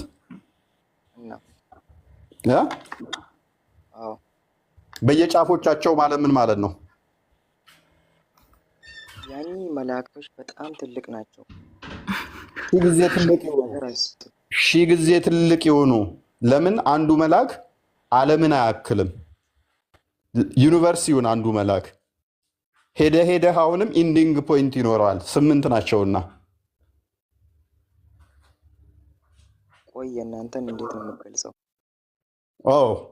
ስለዚህ መልስ የለህም ማለት ነው። የእኛው ላይ እንደተመታብህ ገባ። ሁለተኛ እንትን ልስጥህ ነው 3 እያልኩ ልቀጥል ወይንስ አንተ ያልተገደበ ነው አርሽ የሚል መረጃ ትሰጠኛለህ? በጣም ሰፊ ነው። አሁን አይምሮህ እንዴት በምን አይነት ህሳቤ ውስጥ እንዳለ አይዶን ነው። ሺህ ጊዜ ሰፊ ይሁን አልኩህ እኮ። አንዱ መልአክ ራሱ ዩኒቨርስን ያክል አልኩህ እኮ። 8 ከሆኑ ተገድቧል። በቃ አሁንም ከዛ ውጭ የለም። ፈጣሪ ለመሆን ስንት መሆን አለበት? ያ ነገር እንዴት ነው የምንግባባው ወገን? አሁን ደከመኝ፣ ልቀመጥ በቃ። ብዙ ተንቀሳቀስኩ። አርዲቭ ያወራ ፈልጓል መሰለኝ። ማይክ ያነሳ መሰለኝ።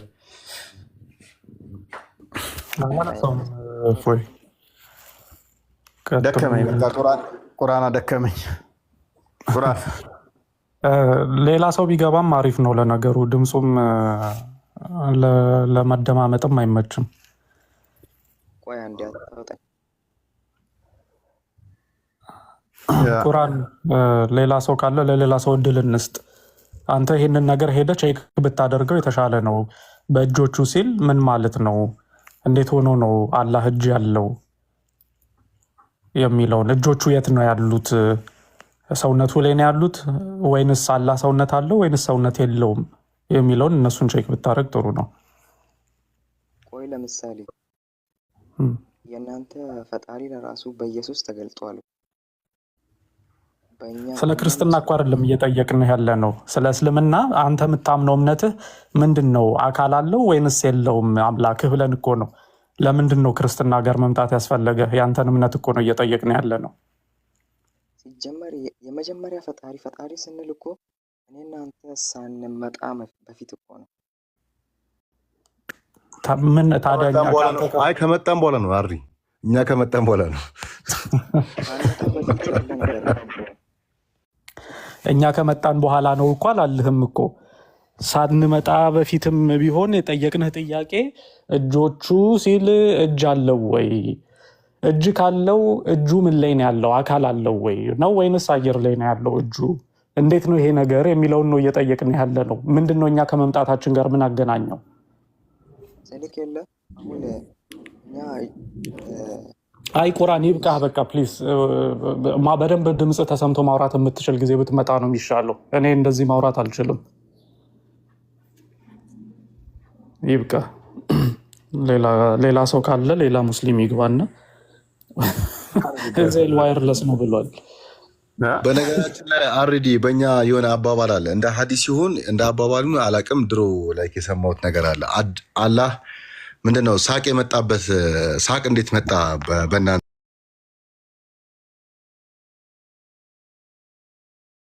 አለ? አየህ እስልምና ሙሉ ነው ልንገራችሁ።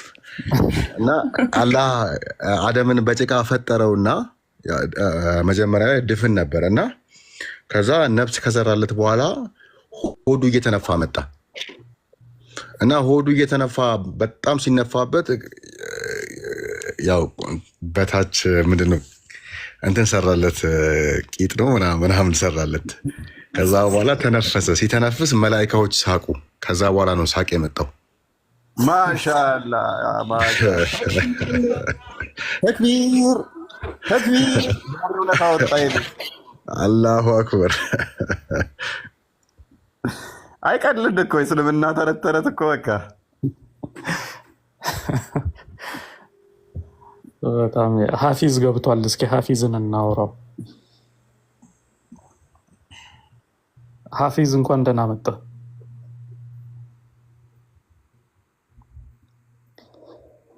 ይሄ ልጅ አንድ ጊዜ አውርቼዋለሁ መሰለኝ። ቁርአንን ሀፍዝሃል ወይ ስለው አላፈዝኩም አለኝ። ታዲያ ለምንድን ነው ሀፊዝ የሆነው ስምህ ስለው አያገባህም አለኝ። ማስፈራሪያ ነው። ለማስፈራሪያ ሆና ቢያፍዝም እኮ ምንም ጥቅም የለውም እኮ። ተባረክን አስገቡት እስቲ። ተባረክ እንግዲህ ያው አስተያየት ነው የሚሰጠው መልስ ሳይሆን። ተባረክ ማን ነው? አንድ ቁጥር ጻፍሽ ላክ ስላላህ ነገር ኤምነኝ የሚልም አንድ የሚጽፍ አለ ሙስሊም ላክ ወይ ገስት ይላል አይታይም። ላክ ኤምነኝ ላክ ገስት ኢንቫይት አድርጌዋለሁ።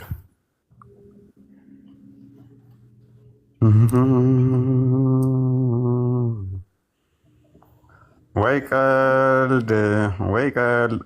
እስልምና በቃ እኮ በተረት ተረት ህዝቡን ተጫወቱበት። ይመቻቸው ይመቻቸው ይመቻቸው። ኤም ነኝ። አየህ እፎይ ሰላም ነህ? ሰላም ነው። እንዴት ነው? አላህ ክብሩ ይስፋ ለእናትና ለልጁ። ክርስቲያን ነህ እንዴ? አዎ።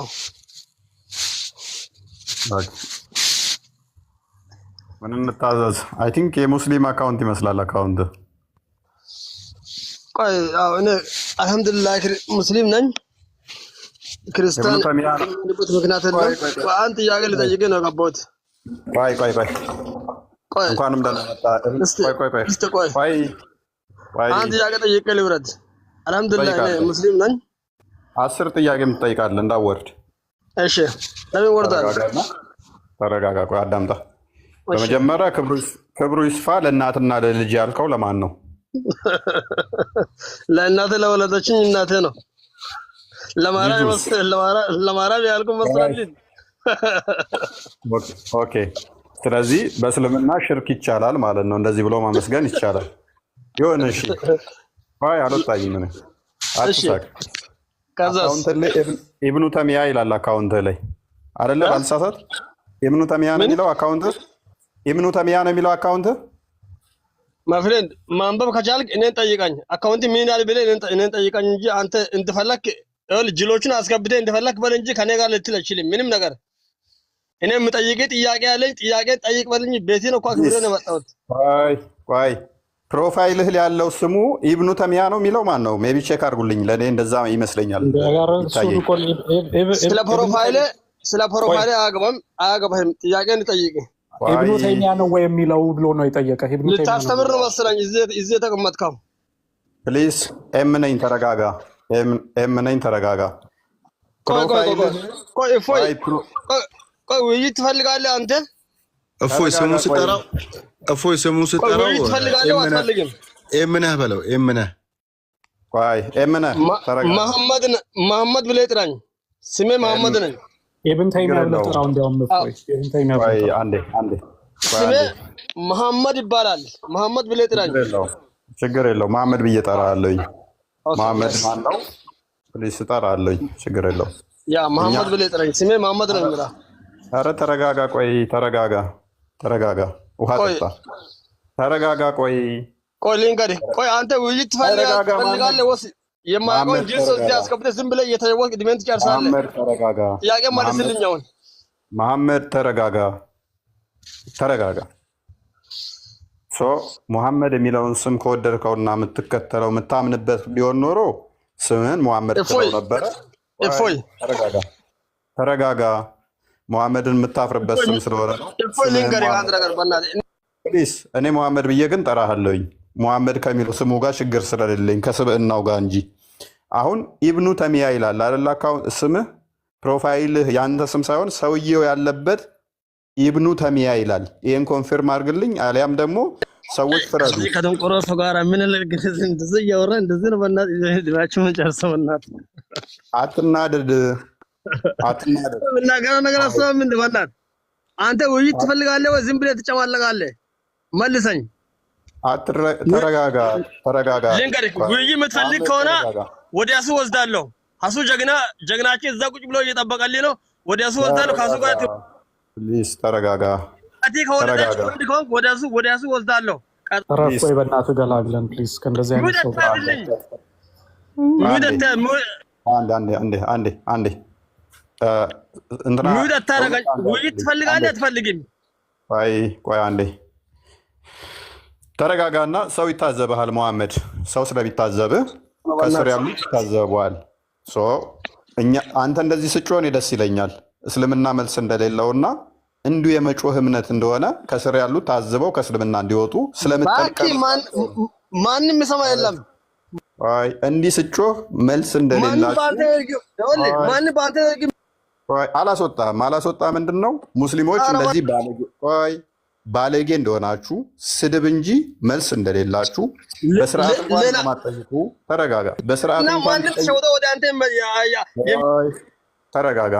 አንድ ሙስሊም ወደ አንተ አይሄድም። አንድ ሙስሊም ተረጋጋ። እፎይ ምን አለ መሰለህ፣ እፎይ አላህ በቁርአናችን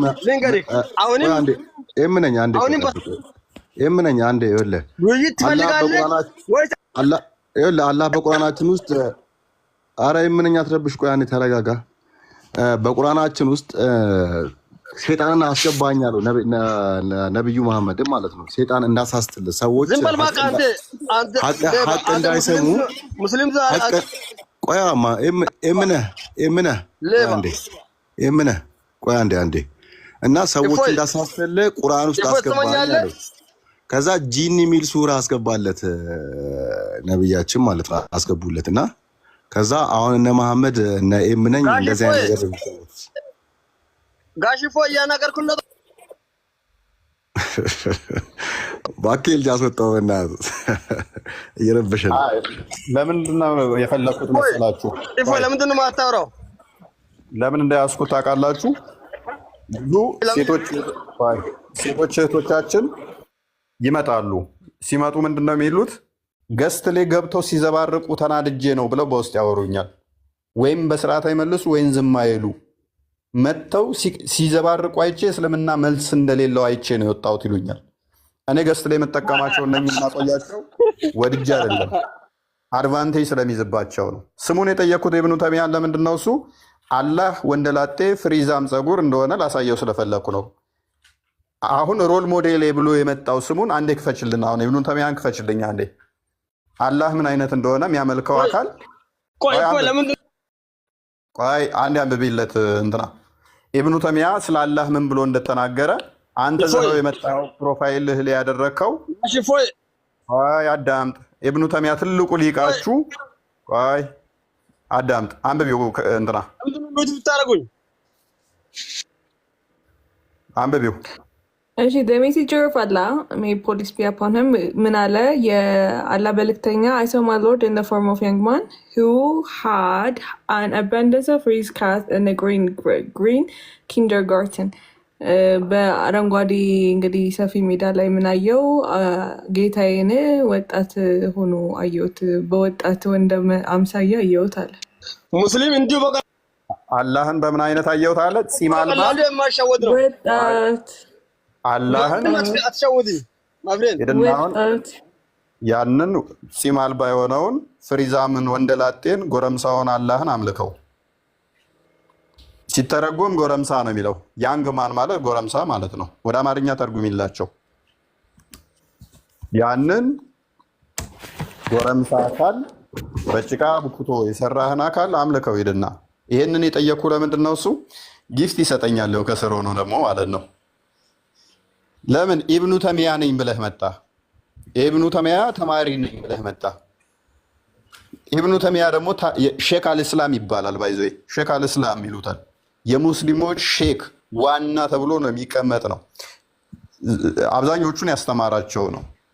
አይ ቲንክ እነ ኢብኑ ከሲርም የእሱ ተማሪ ናቸው ማለት በቃ የነሱ እንትን ነው። እነ ኢብን ቀይም አልጃውዚ እነኚህ ከሱ እንትን ያሉ ናቸው።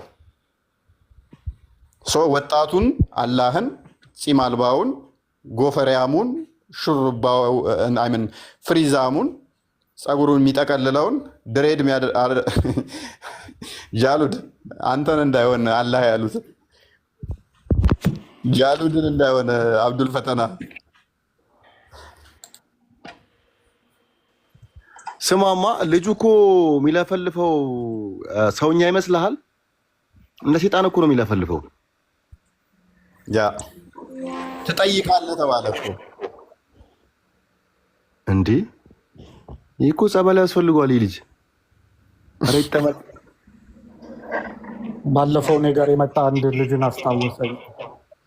አብዱል ፈተና ሚት ላይ በጣም ያስተጋባል ሰው ሲያወራ። አንድ ልጅ መጣና ስሙ ፕሮፋይል ፒክቸሩ ላይ ስሙ ኤቢኤች ነው የሚለው እና እኔ ኤቢኤች ብዬ እንዳልጠራው ፕሮፋይሉን ስከፍተው አብዱል ሀቲም ይላል ስሙና አብዱል ሀቲም ብዬ ልጥራህ ወይ ስለው እንደዛ ብለህ መጥራት ከፈለክ አንተ መጥራት ትችላለህ አለ። እንዴ ስምህ እኮ ነው አብዱል ሀቲም ይላል ስለው ማን ነው እንደዛ ያለ አለኝ። ፕሮፋይል ላይ እንደዛ ነው የሚለው ብለዋለሁ። አይ አንተ ጽፈው መሆን አለበት አለኝ። ሙስሊሞች ምንም ነገር ከማለት ወደ ኋላ አይሉም። በነገራችን ላይ ምንም ነገር ወይኔ ደፈነን እኮ ሴጣን ደፈነን። ቆይ ፕሮፋይል እሺ፣ አረ ሚውቲ ማታረጉኝ እስቲ እንዳታስወጡኝ፣ በራሴ ግን እወጣለሁ። ኢብን ተይሚያ በስነ ስርዓት ልጠይቅ ነው የመጣሁት። ጥያቄን መልስልኝና ልሂድ። ማሜ ተረጋጋና ተረጋጋ። አንድ ነገር ብቻ ስማኝ፣ ከዛ በኋላ ችግር የለም እቀመጣለሁ። ሚውት አድርጌ እቀመጣለሁ። ከዛ በኋላ አንድ ነገር ብቻ ልጠይቅ። እፎይ ስማኝ፣ ይኸውልሽ እኛም ዝም ብለን አንተም ዝም ብለህ የመሆን ነገር እያወራ እድሜህን ከምትጨርስ ከሱ ጋር ትወያያለህ አትወያይም? ቀጠሮ ልይዝልህ። ከሱ ጋር ተጋንቼ ነው መጣሁት። አሁን ከሱ ጋር ተናግረናል። እሺ እሺ፣ ትወያያለህ አትወያይም? እሺ ብቻ አሁን ያዘውና ና ከፈለገኝ አሁን እወያያለሁ። አሁን ያ እዚህ አይደለም። እሱም ወደ አንተ ቤት ስለማይመጣ አንተ ወደ እሱ ቤት ስለማትሄድ ሌላ ሰው ጋር ይግባ። አሁን ኮስት ይግባ። አሁን በኮስት ገባለታለሁ። ለምን ቀጠሮ ትቀጥራለህ? ኖ አሁን ይኸውልህ እሱ ወደ አንተ ቤት አይመጣም። ችግሩ በኮስት ይግባልኝ። አሁን ጆሮም ኮስት ያልከው ነው እኮ እሱም በቤቱ እኔም በቤቴ ሁለታችን በቤታችን ኮስት እያለ እኮ በሆስት ሁለታችንም ምን እናድርግ? ዲቤት ማድረግ እንችላለን። ኮስት ይገባል። ህዝብ እየሰማ በቪዲዮ ወጣችሁ ትወያያላችሁ ከሱ ጋራ። አብሽር አምጣው፣ ጎትትና አምጣው። ምንድን ነው እያለ ከሆስት አልገባውም እፎይ። ለዛ ነው ይህንን እንኳን ሳያውቅ ነው ስለ ውይይት የሚያወራው ይሄ ልጅ። ለዛ ነው አራስወጡት። ሰዓታችን እኮ እንትን እያለ ነው።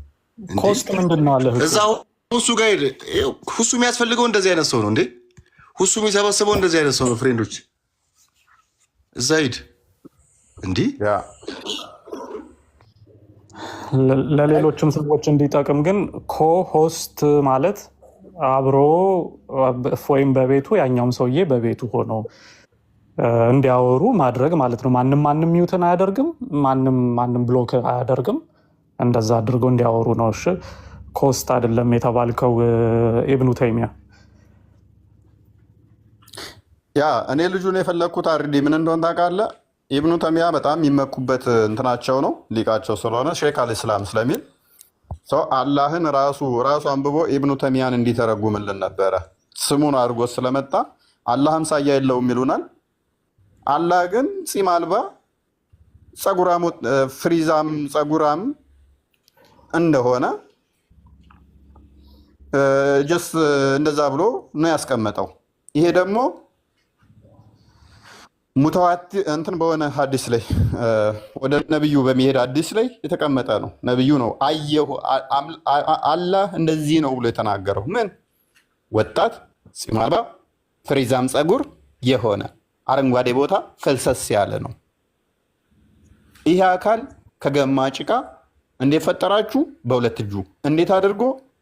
በቀኝ እጁ ጥሩ ሽታ ባለው ጭቃ ቦካ፣ ለ40 ዓመት አላቆየው። ከዛ የግራ ጭቃው ደግሞ የሚገማ ነበረ። ሁለቱን አደባለቀና አደምን ሰራ። ከዛ አደምን ሰራና ቆመው። መላኢካዎች በስሩ ሲያልፉ የተሰራውን ይህንን በጭቃ የተገነባን ነገር ሲያዩ ይፈሩት ነበር። በጣም ከሚፈሩት አንዱ ደግሞ ኢብሊስ ነበር። ለዛም ነው ያልሰገደለት። በጣም ይጠላው ነበር፣ ይፈራው ነበር። ሰው መላእክቶችም ይፈሩት ነበር። ነገር ግን ኢብሊስ ሲያልፍ ሁሌም ምን ያደርግ ነበረ? ይሄ ተሰርቶ የተቀመጠን ገና መንቀሳቀስ ያልጀመረውን አደምን ምን ያደርግ ነበር? 60 ክንድ ነው አደም ቁመቱ። 60 ክንድ የሚረዝመውን አደምን ሁሌም ሲያልፍ መታ እያደረገው ያልፍ ነበረ። እየመታው ሲያልፍ ድምፅ ያሰማ ነበረ። እንደሚቅጨለጨል ሸክላ የሚለው ሱራ 15 26 የተቀመጠው በዚህ ምክንያት ነው። የሚቅጨለጨል ሸክላ ከሚቅጨለጨል ሸክላ ለሰራሁት የሚለው ሲመታው ምን እንደሚቅጨለጨል ሸክላ ድምፅ ያሰማ ነበር። አደም ተሰርቶ የቆመው ማለት ነው። ከዛ እስከ ዕለታት አንድ ቀን ምን አደረገ ኢብሊስ? በአፉ ገብቶ በቂጡ ወጣ ይላል። ከዛስ በአፉ ወጥቶ በቂጡ ከወጣ በኋላ ምን አለ? ልንፈራው አይገባም፣ ምክንያቱም ይሄ ቀዳዳ ያለበት ነው፣ አላህ ግን ድፍን ነው ብሎ ተናገረ ማለት ነው። ነቢያችን ቀበል አድርጎ ደግሞ ሰው ፈሱ የሚገማው አለ ኢብሊስ አደም ሆድ ውስጥ ስለቆየ ነው። ይሄ ተረት ተረት ንቃ ህዝቤ። በአንደኛው ሴንቸሪ ላይ እንደዚህ አይነት ተረት ተረት ኧረ አይነፋም፣ አያበላም። ከምር ሙዓዝ እንኳን ደህና መጣ። እንዴት ናችሁ? ሰላም ናችሁ? ሁሉ ሰላም አለን። ኦኬ፣ ከየትኛው ሴክት ነህ? ከሱፊ ወይንስ ከዋቢያ? እንደዛ ይባላል እንዴ? በደንብ አለ። ዋቢያ ነህ ማለት ነው። ሱፊዎች ከሆኑ በኮንፊደንስ ይናገራሉ። ችግር የለም። እኔ እስላም ነኝ፣ ግን እስላም ነኝ ዋቢያ ሀባሾችን ካስገባቸው አሁን እኛ እንዲህ ነን ብለው በግልጽ ይናገሩና ዋቢያዎች ሙስሊም አይደሉም ነው የሚሉት። በኮንፊደንስ ይናገራሉ። እናንተ ግን ታፍራላችሁ። ዋቢያ ውጭ ያለ ዋቢያ እንደሆነ ዋቢያ እንደመሆነ መጠን ኢብኑ ተይሚያን ትቀበላለሁ። ኢብኑ ተይሚያ ምን ብሏል በመጽሐፉ ላይ? ሙሐመድ አላህን በወጣት ፂም አልባ ፍሪዛም ጸጉር አይቶታል ይለናል። አምላክህ ችግር የለም እኮ እሱ እኮ አይደል። አሁን እኔ በቁርአን አምናለሁ፣ በሐዲስ አምናለሁ፣ በቃ በነቢያችን አምናለሁ፣ በአላህ አምናለሁ። ስለዚህ እኔ ዋህብያ ምናምን የሚለው ደግሞ መስረጃ የለም። ከየት ነው ያወጣ አንተ? አላህ የት ነው ብለህ ነው የምታምነው? ባጭሩ በዛ እናውቃለን ምን እንደሆንክ። ሴክትህን የት ነው አለ? ከአርሽ በላይ ነው ከአርሽ በታች? አረዲ አንተ ተው በቃ። ከይፈው ጋር አወራቱ አንተ በቃ እኮ ይኸው እፎይ ጠይቅ። ልጅ ነህ አንተ። አላህ ከአርሽ በላይ ነው ያለው ወይንስ ሁሉ ቦታ ነው ያለው? የት ነው ያለው? ሙዓዝ ንገረን። ዋቢያ ነው እኮ አርዲ እናውቃለን። አራህማን አላርሽ ይስተዋል። እኔ በቁርአን ነው የማምነው። እሱ እኮ አይደል። አሁን ለምሳሌ እኔ ጥያቄ አለኝ። ጥያቄ ልጠይቅ ወይስ እንዴት? ዋህብያ ነህ ማለት ነው። በቃ እኮ አራህማን አላርሽ ይስተዋ ብለህ ቁርአንን ጠቀስክ፣ ዋህብያ ነህ። ስለዚህ አትፈርበት። ዋህብያ ነኝ ብለህ ተናገር። እሺ ኦልሬዲ ዋህብያን ያልከው ዋህብያ ምንድን ነው? የአብደላ ዋሃብ ተከታይ ነህ። እሱ አይደለም ፖይንታችን። ዋናው ፖይንታችን ምንድን ነው? እሱ በቃ እንደዛ በላ ትርጉሙ ሳታውቅ ዝም ብለህ ዋህብያ ስትለኝ እኔ እኮ ደግሞ ልጠይቅህ ብዬ ነው። እሺ እኔ ጥያቄ አለኝ እና ወይስ እንዴት ነው?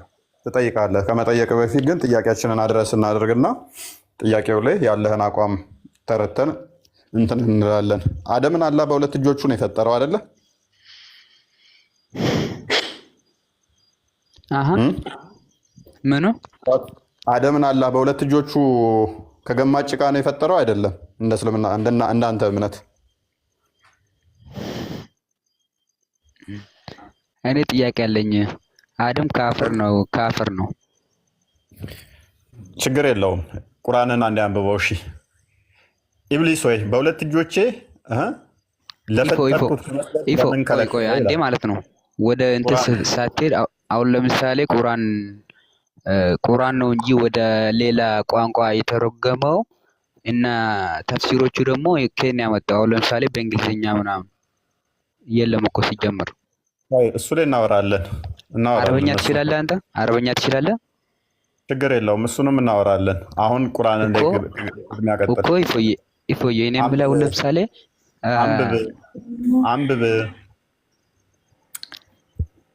አንብብ። አረብኛውን አድርጊለት። አረብኛውን ነው የፈለገው። አረብኛውን አድርጊለት። ኖ ይሄ ቁርአን ከሆነ አንብበው፣ ችግር የለውም። አረ ችግር የለውም። አረብኛው ነው ቁርአን። እንደውም ተፍሲሩ ነው አረብኛ የሚፈልገው። እንደውም ቁርአኑ ነው። ቁርአኑ እኮ ነው እንደውም አረብኛ የሚፈልገው አይደል እንዴ? ነው እዚሁ እኔኑ ተቂያ ልሰራብኝ ነው። እኔ ወለው ከምላስ ሳይወጣ እኔን ልፎግር ስትሞክር እዛሃለሁኝ። አረብኛ አሰማም፣ አታነብም፣ አችልም፣ አውቃለሁ። ግን እንደማችል ደግሞ ንገራቸው። ተርጉምና አስረዳቸው። ያ እኔ እኮ እንትን ተርጉማለሁ አይደለም እኮ እኔ ኡስታዝ አይደለም። አይ አረብኛ ትችላለህ በቃ ብያውን ክሌም አደረኩ። እኔ እንደማችል እያወቅኩኝ ትችላለህ። ቀጥል። ልፎገር ሞክረህ ስለሆነ ማንበብ እችላለሁ እኮ። ቀጥል። አረብኛ ማንኛውም ሙስሊም እኮ ማንበብ ይችላል እኮ። አንብብና ፈስርልን። ምንድን ነው? አስረዳን ይሄንን ክፍል። ይሄ አስረዳኝ። ያ እኔ እኮ ለመጠየቅ እኮ ነው የገባው፣ ግን ሎጂካል ጥያቄ ካለ ጠይቀን። ተፍሲር ላይ አይደለም። እንስማማለን። መልካም። ስለዚህ የአላህ እጆች አሉት የሉትም? ኦኬ እሺ። እዚህ ላይ ምንድነው ጥያቄ ምንድነው እዚህ ላይ? መልካም። አላህ እጆች አሉት የሉትም? እንደዛ ስትል እንዴት ግልጽ ነው። እጆች አላህ እንደኛ የለም። አሁን ለምሳሌ ቆይ አሁን ለምሳሌ እሱን አስረዳለሁ። አላህ እጅ አለው ስንል ልክ እንደ አኒማል የሆነ አካል አለው ማለት እኮ አይደለም። ገባ? አሁን ለምሳሌ እግዚአብሔር ንፋስ ነው ስትል በባይብል ማለት ነው። ልክ ይሄ እዚህ ላይ ያለው ንፋስ ነው። ሙዓዝ አላለም።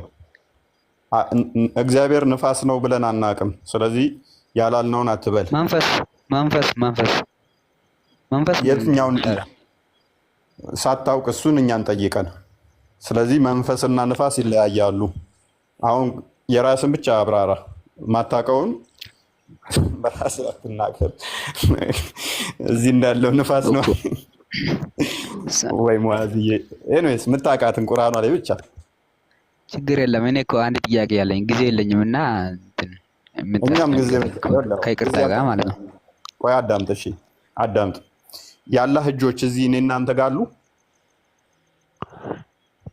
በቁርአን ላይ እንትን እጅ ስንል እኮ እዚያ ላይ እኮ አለ እኮ። እንትኑን ጨረስ። ምኑን ጨረስን? የአላህ እጆች አሉት ግን አይደለ? ሁለት እጆች አሉት። ቁርአን ላይ ነው ያለው እሱ። እሺ ከቁርአን አምጡ። እሺ ለምንድን ነው እንደዛ የተባለ እኮ እዛ ላይ አለ እኮ ወንድሜ። ቁርአን ላይማ እጆች እንዳሉት እኮ ነው የተጻፈልህና ያለው። ያ ማለት የአላህ እጅ ቁርአኑ ላይ ቁጭ ብሏል ማለት እኮ አይደለም። የአላህ እጅ የሆነ ቦታ ላይ አለ አይደለ? ግን እጅ እንዳለው ተነገረህ ቁርአኑ ላይ። አሁን እዚህ ጋር ኧረ ይፎይ አንተ እኮ በቃ እሺ በዚህ አያት ላይ ምንድነው አሁን ለምሳሌ በዚህ አያት ላይ ያንተ ጥያቄ ምን ነበረ? የኔ ጥያቄ እሺ ላብራራለህ። አሁንም አብራርቼ ከዛ አስረድቼህ ነው የሚገባ። ከዛ በኋላ ሌኑ ትከራከራለህ። ግን ምንም የምታውቀው የለም። አሁን አስረዳህና መልሰህ መሀይም ትለኛለህ። ላስረዳህ። ለማንኛውም አላህ አደምና ሔዋንን ጭቃ መጣና አቦካ 40 ዓመት አቆየው፣ አገማው ማለት ነው። ሲገማ በቀኝ እጁ ጥሩ ሽታ፣ በግራ እጁ ጥሩ መጥፎ ሽታ የሚገማ አደረገና ያንን ሁለቱን ጭቃ ቀያየጠና ሰው አድርጎ ሰራው። አደምን አድርጎ ሰራው ማለት ነው። ስንት ክንድ? ልክ እንደ ራሱ አድርጎ በቁመቱ ሰራው። ልብ በል፣ በመልኩም እንደሱ አድርጎ ሰራው አላህ ማለት ነው አደምን።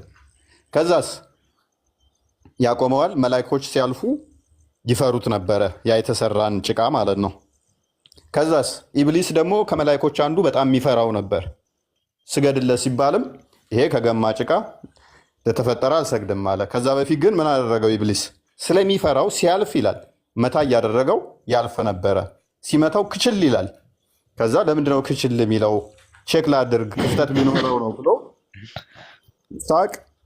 ይህንን ሱራ 15 26 ላይ፣ ሱራ 15 33 ላይ፣ ሱራ 38 75 ላይ፣ ስትሮፍ አጠበሪ ቮሊም 1 ፔጅ 262 ላይ፣ ፔጅ 263 ላይ በሀዲስም ጨምርልሃለሁ መረጃ ማለት ነው። ሳቅ። መሀይም በራሱ ከሳቀ ሜቢ እየነቃ ሊሆን ስለሚችል ማለት ነው። እኔ በመረጃ ወራለሁ ማለት ነው። ኤኒዌይስ ስለዚህ በአፉ ገባና ይላል ኢብሊስ በቂጡ ወጣ። ከዛ በኋላስ አደምን ናቀው። ለምን?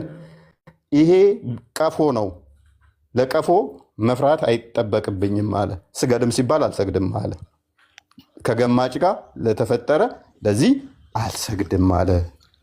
ስለዚህ ዋና ፖይንት ምንድን ነው? እሱ ዋና ፖይንት ምንድን ነው? የኔ ዋና ፖይንት ምንድን ነው? አደም ግን እያወራ አለው። ይቅርታ ከቁርአን ነው ወይስ እየሰማህ አይደለም እኮ። አሁን ጥቅሶች ጠቀስኩልህ እኮ እየሰማኸኝ ስላልሆነ ነው። ምክንያቱም ከምስቅ ጥቅሶችን መጠየቅና ጥቅሶችን መያዝ ነበረብህ። ኤኒዌይስ በጭቃ እንትን ብሎ አድቦል ብሎ የሰራው ልክ እኛ ቃቃ እንደምንጫወተው አላህ እንደዛ የሰራው። ስለዚህ አላህ ፊዚካል ቦዲ ያለው የሚነካ የሚዳሰስ የሆነ ቦታ ላይ የተገደበ እጅ አለው። ይሄ አካል ደግሞ የተገደበ ከሆነ ቦታ ይፈልጋል፣ ወይንም ስፔስ ይፈልጋል፣ ወይም ፕሌስ ወይም ስፔስ ይፈልጋል። ባይ ዲፎልት ስፔስ እና ፕሌስ የሚፈልግ አካል ደግሞ ፈጣሪ ሊሆን አይችልም። ምክንያቱም ያ ስፔስ እና ፕሌስ ከመኖሩ በፊት እሱ መኖር ስለማይችል ማለት ነው። አሌስ ምን መሆን አለበት?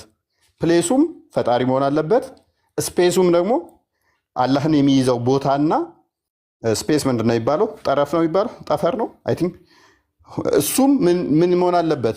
ፈጣሪ መሆን አለበት ማለት ነው። እንደዛ ካልሆነ አላህ ራሱ መኖር አይችልም። ቦታ የሚፈልግ ስለሆነ፣ ቦታ የሚይዝ ስለሆነ የአላህ እጅ ቦታ የሚይዝ ከሆነ ያ የያዘው ቦታ ራሱ ፈጣሪ ነው የሚሆነው ማለት ነው። ቦታ ከመፈጠሩ በፊት ምን ላይ ነው ብዬ ጠይቃለሁና አሁን ወደ ጥያቄው ጠይቄ ያለው ጥያቄው መመለስ ትችላለህ። ግልጽ ከሆነልህ። ኧረ እኔ ምንም ግልጽ አልሆነኝም፣ ግን ጥያቄ ልጠይቅ ፈልጌ ነበረ ከእናንተ ፍቃደኛ ከሆንክ ማለት ነው። 5 ደቂቃ ምናምን 5 ደቂቃ ምንድን ነው እሱ? ስለዚህ ስለ አላህ ምንም የምታውቀው ነገር የለም። መቼ? ኧረ ችግር የለም። ስለማንግባባ በቃ እሱ ላይ እንተውና የእናንተን ጠይቅ ብዬ ነው። መች ነገርክ? ምንም የነገርከኝ ነገር ሳይኖር ስለማንግባባ ትለኛለህ እንዴ? ኧረ ችግር የለም። በቃ ሌላ ጊዜ ይመጣል። አሁን ጊዜ የለኝም እና ማለት ነው። እሺ እፎ እግዚአብሔር ስንል ሰማይና ምድርን የፈጠረ ማለት ነው። ሁሉ ነገር የፈጠረው እግዚአብሔር ስንል ድሮም የነበረ ሁሌም የሚኖረው እግዚአብሔር ነው አይደለ? መጀመሪያም የለው ማለቂያም የለው ማለት ነው አይደለ? ኦኬ። እንደዛ ማለት ደግሞ በሱ ዙሪያ በእግዚአብሔር ዙሪያ ወይስ ደግሞ በክሬተር ዙሪያ ያለውን ሁሉ ነገር በመሀል የሆነ ጊዜ ላይ አዲስ ነገር ይፈጠራል አይፈጠርም? መሀል ስትል ምን አይነት መሀል? በቃ የሆነ ሲቹዌሽን አሁን ለምሳሌ እኔ ወደ ጥያቄ ሳልመጣ በፊት ሎጂካሊ ቬሪፋይ እንዲሆን ልፈልጌ ነው እና አሁን ለምሳሌ የሆነ ለእግዚአብሔር የሆነ ነገር በሆነ ጊዜ ላይ አዲስ ሁኔታ ማለት ነው፣ አዲስ አክሽን ያስፈልጋል ማለት ነው። ኦኬ እሺ። ፈጣሪ በባህሪው ላይ የሚቀያየር የሚለዋወጥ ባህሪው ላይ እንደዚህ አይነት የሚመጣ አይደለም። ወይንም አዲስ ይፈጠራል ስትል የማንኛውም የሚደርብብኝ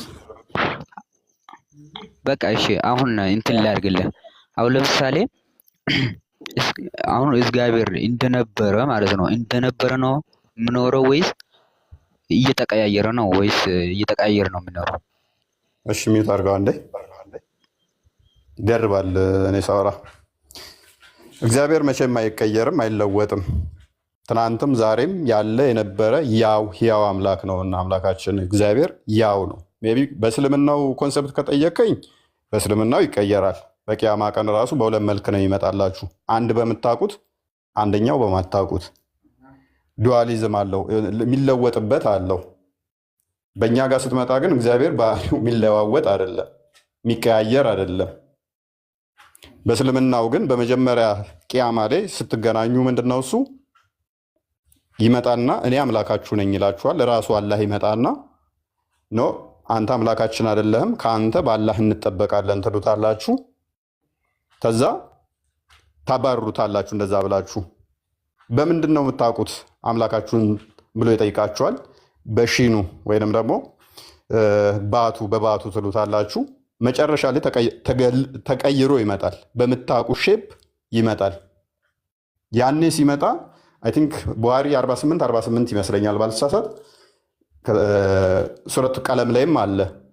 በምታውቁት ቅርጽ ደግሞ እንደገና ተቀይሮ ይመጣል። ከዛ ሺኑን ያሳያችኋል። ያኔ ታውቁታላችሁ። እንደኛ ግን ፈጣሪ እንደዚህ እየተቀያየረ ራሱን የሚቀያይር አይደለም። ኦኬ መልሳል ጨርሳል። ያ ኦኬ እሺ። በእናንተ በምኑን ጥቅስ አስቀምጥና እንደዚህ እኔ የጠየቁት ቢፎር ጀጅ እንትን በፊት ማለት ነው፣ ዴይ ኦፍ ጀጅመንት በፊት ቢፎር ዴይ ኦፍ ጀጅመንት በፊት ያለው ነገር ነው እኔ የጠየቁት። አሁን ለምሳሌ እሱን ተው፣ ከዛ በኋላ ያለውን ተው። ሙአዝ ቢፎር ጀጅመንት የሚባል የለም። ፈጣሪ በባህሪው ልብ በል፣ ፈጣሪ በባህሪው ቢፎር ጀጅመንት እና ከጀጅመንት በኋላ የተቀያየረ ባህሪ ሊኖረው አይችልም። መቼም አይለወጥም። ትናንትም ዛሬም ያው ነው እሱ። በእርሱ ዘንድ መለወጥ የመጨመር መቀነስ የለም። የእናንተ ግን አልኩ የቂያማ ላይ ስታገኘው እንኳን ሁለት ማንነቶች አሉት። አንድ የምታውቀው አንድ ማታውቀው ማንነት አለው። ይቀያየራል። እንደ ስስት ራሱን ይቀይራል። የእናንተ አንድ ወደምታውቁት አንድ ወደማታውቁት። በእኛ ተው ሌላ ኮንሰፕት ስላለ የተለያየ እምነታችን ስለሆነ በእኛ ተው። እስኪ ኮንሰፕቱን ንገረኝ። እሺ ወደ እሱ ሳንሄድ እኮ ነው። አሁን ለምሳሌ ጥያቄን አልጨረስኩትም። ምንድን ነው ኮንሰፕቱ? ኮንሰፕት አለው ስትል የእኔ ጥያቄ እኮ ወደ ጥያቄ እየመጣሁኝ ነው እና እንትን ከሆነ እኮ ነው። ግን ወደ እሱ እንመጣለን፣ ወደ በኋላ ማለት ነው። ወደ በኋላ እንመጣለን። በእኛ ላይ እንደዛ የለም አልኩ። እሺ የለም ካልክ እና ታዲያ አሁን ለምሳሌ ኢየሱስ ክርስቶስን ከማርያም የተወለደውን ሰው ሆኖ የተወለደውን ልጅ ማለት ነው እግዚአብሔር ብለህ ታምናላችሁ። እና ታዲያ እግዚአብሔር እንዴት ሆነ? አዲስ ነገር አይደለ ይሄ ነገር? ምን ነው አዲስ? ኦኬ እግዚአብሔር ሰው ሆኖ መጣ። በፊት ግን ሰው አልነበረም ማለት ነው። ገባ? እዚህ ደግሞ ሰው ሆኖ ስለመጣ አዲስ ነገር። እሺ ማይካስ፣ ስለዚህ ምንድነው እሱ ጥያቄ? ክርስቶስ በስጋ ከመጣ ካዳ አልተቀየረም ወይ ነው? መለኮት የሚቀየር አይደለም፣ የሚለወጥ አይደለም። እኛ ቃል ስጋ ሆነ ሲል ያለመለወጥ ያለመቀየር ብለን እናብራራለን። በስጋ ተገለጠ መገለጥ ነው።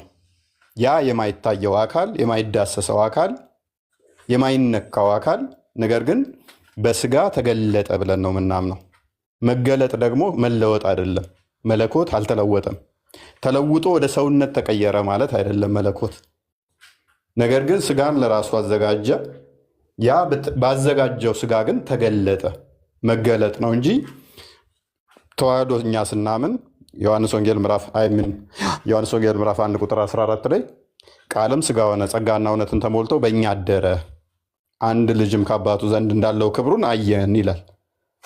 በስጋ ተገለጠ እንጂ መለኮት ወደ ስጋነት የሆነ ተለውጦ ስጋ እንትን ብሏል ማለት መለወጥ አይደለም፣ ወይንም ደግሞ መቀየር አይደለም። መለኮት መቼም አይቀየርም። ልክ አንደኛ ጢሞቴዎስ ምዕራፍ 6 ቁጥር 16 ላይ ሜቢ ቼክ አድርጊልኝ። የማይሞት እንትን ማይለው መለኮት ነገር ግን በስጋ ነው የተገለጠው። መለኮት ግን ሁሌም እንደዛ ነው የሚኖረው በስጋ ነው።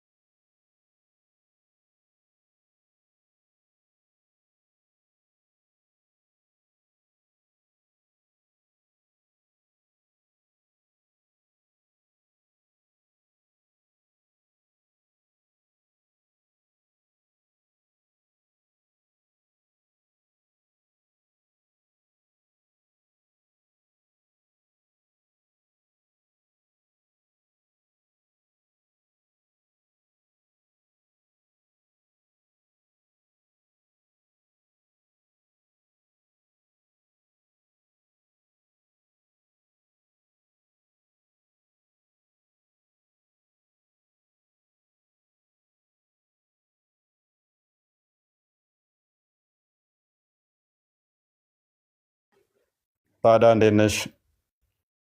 ሰላም ነው አለን ይመስገነው። እንዴት ነሽ? አለሁ አልሐምዱሊላህ ሰላም ነኝ። ጥያቄ ነበረኝ። ምንድነው እሱ? ኢየሱስ ወይም ኢሳ አው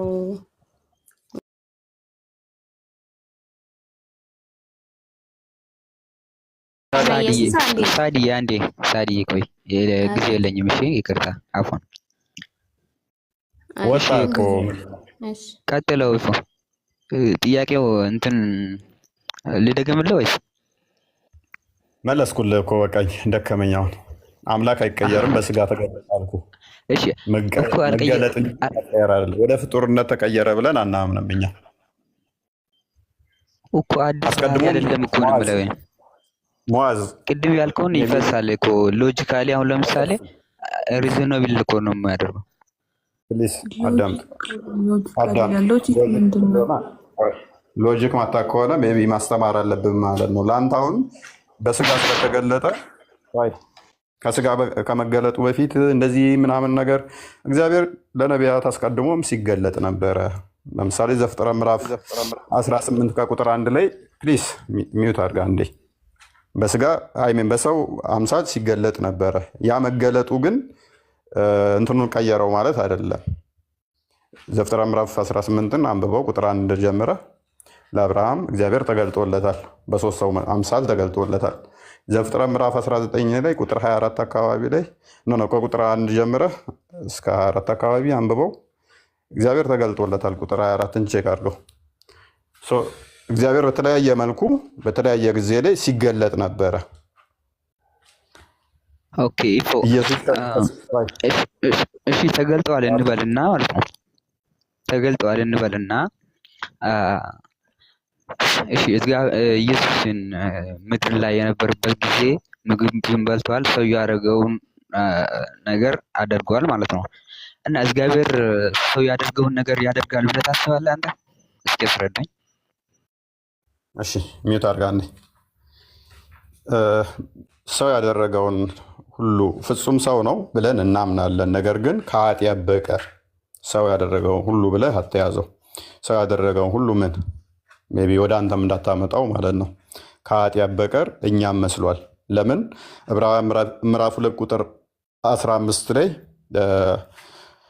በደምና በስጋ እንደተካፈለ የእኛን ስጋ እንደያዘ የያዘው ስጋ የመላእክን ሳይሆን የእኛን እንደሆነ መጽሐፍ ቅዱስ ይነግረናል። ሰው ፍጹም ሰው ነው፣ ፍጹም አምላክ፣ ያ ፍጹም አምላክ ነው፣ ፍጹም ሰው ነው። ፊልጵስዩስ ምዕራፍ 2 ቁጥር 6 ጀምረ ስታነበው ከቁጥር 1 ጀምረ አንብበው ስለ ትሕትና ሲናገር አስቀድሞ በእግዚአብሔር መልክ ሲኖር የነበረው የባሪያም መልክ ያዘ፣ በምስሉም እንደ ሰው ተገኝቶ ይኸውም ለመስቀል ሞት እንኳን የታዘዘ ሆነ ይላል። ስለዚህ ያ ፍጹም አምላክ ከሆነ ፍጹም ሰውም ከሆነ ስለዚህ ምን ሰው ደግሞ ምንድን ነው? ይበላል፣ ይጠጣል። ስለዚህ ምን እንላለን? ይበላል፣ በስጋ ይበላል ብለን እናገራለን ማለት ነው። መለኮት ግን የሚበላ የሚጠጣ የሚራብ የሚጠማ የሚደክም የሚታመም የሚሞት መለኮት የለም፣ አይደለም። ስለ ስጋው ግን እንደዛ ተብሎ ይነገራል፣ በስጋው ተብሎ ይነገራል። ምክንያቱም በስጋው ስለተገለጠ ስጋውን ፈጥሮ ስለተዋሃደው ራሱ ማለት ነው። በስጋው ስለታየ ማለት ነው። ኦኬ ቴንክ ዩ። ስለዚህ አሁን ለምሳሌ በስጋ ከሆነው ያ ነገር እያደረገ ነበር እና ስለዚህ መለኮት ብለን አንጠራም ማለት ነው አይደል? ምን አልኩ እኔ? ምን ብዬ ነው ያልኩት?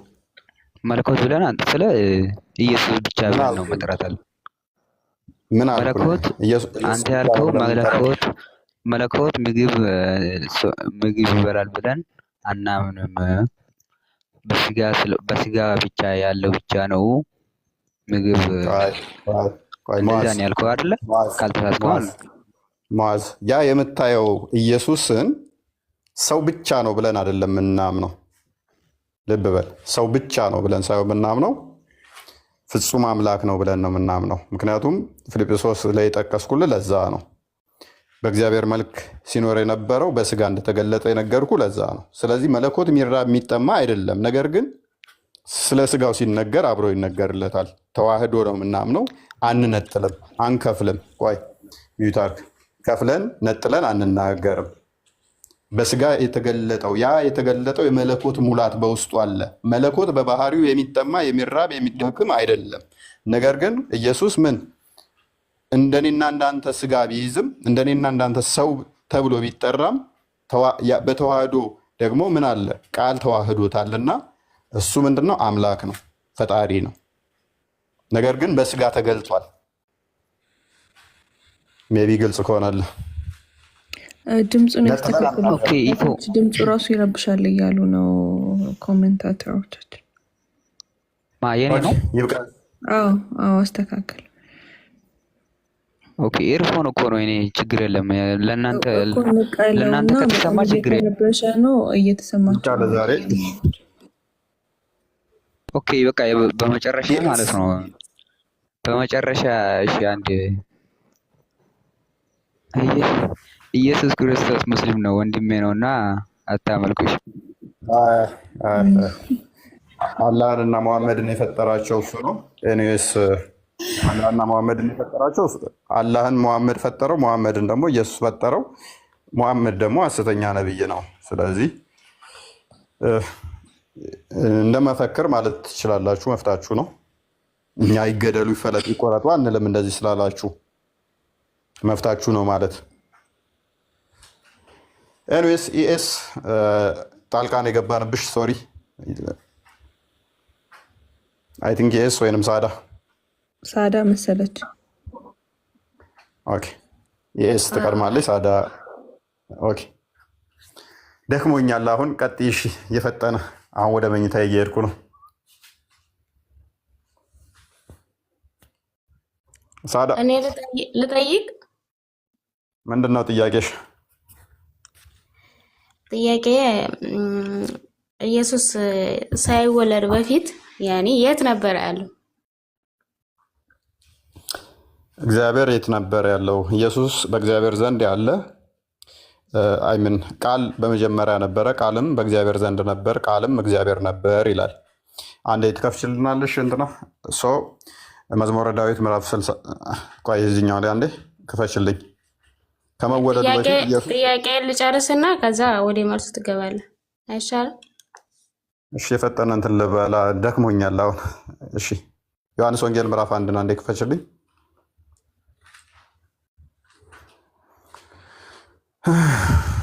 እሺ በመጀመሪያ ምን ነበር ይለናል? ቃል ነበረ፣ ቃልም በእግዚአብሔር ዘንድ ነበር፣ ቃልም እግዚአብሔር ነበር አለን። ይሄ ቃል የተባለው አካላዊ ቃል ኢየሱስ ክርስቶስ ነው። ልክ ዮሐንስ ራእይ ምዕራፍ 19 ቁጥር 13 ላይ የእግዚአብሔር ስሙም የእግዚአብሔር ቃል ተብሎ ተጠርቷል ብሎ የሚለው ማለት ነው። ሁሉ በእርሱ የሆነ ዓለምን እንኳን የፈጠረ ነው። ቁጥር 10 ላይ አድርጊልኝ አንዴ። ከመወለዱ በፊት ቃል የት ነበር ያለው? እግዚአብሔር የተባለው የት ነበር ያለው? ቁጥር 10 አንዴ አስምሪልኝ። በዓለም ነበረ። የት ነበረ እህታችን? ቃል በዓለም ነበረ፣ ዓለሙም በእርሱ ሆነ። ቃል ነበር፣ በዓለም ውስጥ ነበር፣ በዓለምም ነበር። ዓለሙ ራሱ በእርሱ የሆነ ነው። ቁጥር 3 ላይ አንዴ አድርጊልኝ መልሾ አንዴ ሜይ ቢ እንትን ለማድረግ ዓለም በእሱ እንደሆነ ለማሳየት። ቁጥር 3 ላይ ምን ይላል? ሁሉ በእርሱ ሆነ። ማ ቃል ማለት ነው። ያው በመጀመሪያ ቃል ነበር፣ ቃልም እግዚአብሔር ዘንድ ነበር፣ ቃልም እግዚአብሔር ነበር አለና ቃል የገባው ከማን ጋር ነው? ያኔ ቃል የገባው ከማን ጋር ነው? ማን ጋር አውርቶ ነው? ወይ ቀልድ ቀልድ አይደለም፣ ወረቢ ቀልድ አይደለም። ቃል የገባው ከማን ጋር ነው? ማን ጋር አውርቶ ነበረ? መሳቅ ይሻል ይሆን አለ። እዚህ ጋር እኮ ሃይማኖት እያስተማርክ ነው አይደለ እንዴ? በሃይማኖት ደግሞ ቀልድ የለም፣ በሃይማኖት ሳቅ የለም። ስለዚህ የዛኔ እሱ ሳይወለድ ማን ጋር ነበረ ቃል የገባው? ማን ጋር አውርቶ ነበረ? ሳዳ የት ነው ያነበብሽው? ሰላም ጉድ ናቸው። እንዴት ናቸው? ሰላም ነው። እንዴት ነው? ኤልያስ ሳድዬ ምን መሰለህ ሳዳ ይሰማሻል? አሁን ያኔ የሰው ልጅ ያልገባውን መጠየቅ አያስቅም። ገባ? ችግር የለውም። በቃ እንዴት መሰለሽ በቀላሉ አስረዳሽ። አንቺ ቃል አለሽ አይደለ እኮ። ቃሌ ከማን ጋር ነው እኮ አልኩ። ቃሌ ከማን ጋር ነው ቃል ያለኝ? አንቺ ቃል አለሽ። የምትናገሪው ድምፀት ሳይሆን ቃል አለሽ። የምትናገሪበት ቃል አለሽ። ያኔ በድምፅ ነው እንዴት ተናገረው? አልወጣኝም። የአንቺ ድምፅ ይኸውልሽ፣ ምላስሽን አንቀሳቅሰሽ አፍሽን ላንቃሽን ከፍተሽ ምናምን የሚፈጠር ነው። ነገር ግን ቃል አለሽ አይደል? አንቺ ያ ጎበዝ። ቃልሽ ከአንቺ ተለይቶ አንቺ ሌላ ቦታ፣ ቃልሽ ሌላ ቦታ አይደለም አይደለ? አንቺ ቃልሽ በአንቺ ውስጥ ነው ያለው። እሺ ጎበዝ። ስለዚህ ቃልሽ የሆነ የ10 ዓመት በኋላ አይደለም ቃልሽ አንቺ ላይ መጥቶ የተገጠመው። ከአንቺ ጋር አብሮ የነበረ ነው ቃልሽ፣ ከአንቺ የተለየ አይደለም። ነገር ግን ከኔ ጋር የነበረ ነው። ግን ማነው የፈጠረልኝ? ፈጣሪያችን አላህ ነው። የእሱን ቃልስ ያኔ በቃ አንዴ የአንቺን ቃል የፈጠረልሽ ማን ነው? አላህ ነው። ከአንቺ ጋር አብሮ ስትወለጅ ጀምሮ ቃልሽ አብሮሻል፣ አብሮ ፈጥሮሻል። ጎበዝ።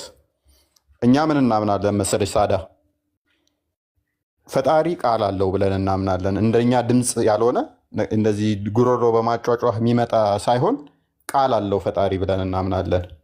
ያ የፈጣሪ ቃሉ ደግሞ የተፈጠረ አይደለም ብለን እናምናለን። ፍጡር አይደለም ቃሉ። ምክንያቱም ቃሉ ፍጡር ነው ካልሽ የሆነ ጊዜ ነው ፈጣሪ ቃል ያገኘው። ከዛ በፊት ቃል የለውም ዲዳ ነው የሚል ያመጣብሻል። መናገር የማይችል ምን ማይል ዲዳ ነው የሚል ያመጣብሻል። ስለዚህ ፈጣሪ ቃል አለው። ያ ቃሉ ደግሞ ከሱ የሚወጣ ነውና አብሮት ያለ ነውና ዘላለማዊ ነውና ዓለም ከመፈጠሩ አለና ከመፈጠሩ በፊትም ያለ ነውና ከሱ የሚወጣ ከሱ የሚገኝ ስለሆነ ምን ብለን እንጠራዋለን?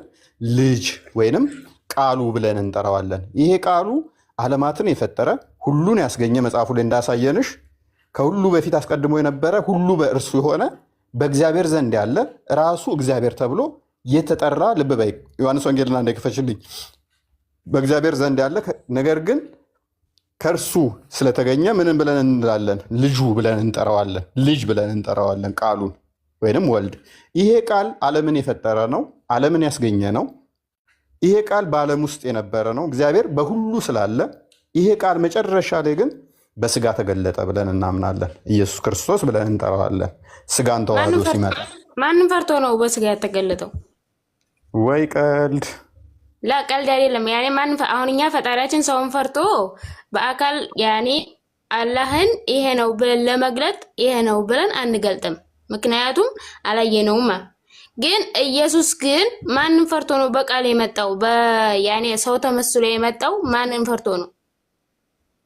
በቃ እሱን ሌላ ጊዜ በደንብ እናማማራለን እህታችን። ስለ ፍራቻ ሳይሆን እኛን ስለማዳን እኛን ስለማዳን ዮሐንስ ወንጌል ማቴዎስ ወንጌል ምዕራፍ 20 ቁጥር 28 ማርቆስ ወንጌል ምዕራፍ 10 ቁጥር 45 እኛን ሊያድነን እኛን ሊያገለግለን ቤዛ ሊሆነን ነው የመጣው። የሰው ልጅ ሰውን ሊያገለግል ቤዛም ሊሆነ ነፍሱን ስለ ብዙዎች አሳልፎ ሊሰጥ መጣ ብሎ ስለ ራሱ ይናገራል። ክርስቶስ የመጣው ምንድን ነው? አንድ እኛም ቤዛ ሊሆነን ካሳ ሊክሰን ነው የመጣው። ያንማ ለስተምን ለእስራኤል እኮ እንዴት ተላካ ቃለው፣ ግን የተላከው ከፈጣሪ እንጂ። አዳምጪ። ስለዚህ ለምንድን ነው የመጣው ነው ጥያቄሽ የመጀመሪያው። እኛን ሊክስ ወይንም ጥፋታችንን ራሱ በጥፋታችን ምክንያት ከሱ ርቀን የነበርነው ሊያቀርበን ወደሱ ሊስበን ወደሱ ፍቅር ሊመልሰን ምን አደረገ? በስጋ ተገለጠ። ቤዛ ሊሆነን ማለት ነው። ቤዛ ሆነ ራሱ። ምክንያቱም ለጥፋታችን ፍርድ ይገባን ነበርና ያንን ፍርድ መክፈል አልቻልንምና ራሱ ከፍሎ ራሱ ታረቀን። ምክንያቱም ፈጣሪ ፍጹም ይቅር ባይ ነው።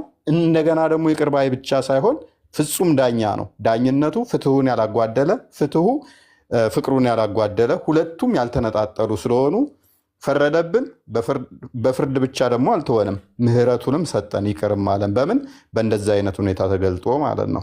ስለ ፍራቻ ጉዳይ ሳይሆን ስለ ፍቅሩና ስለ ቤዛነቱ።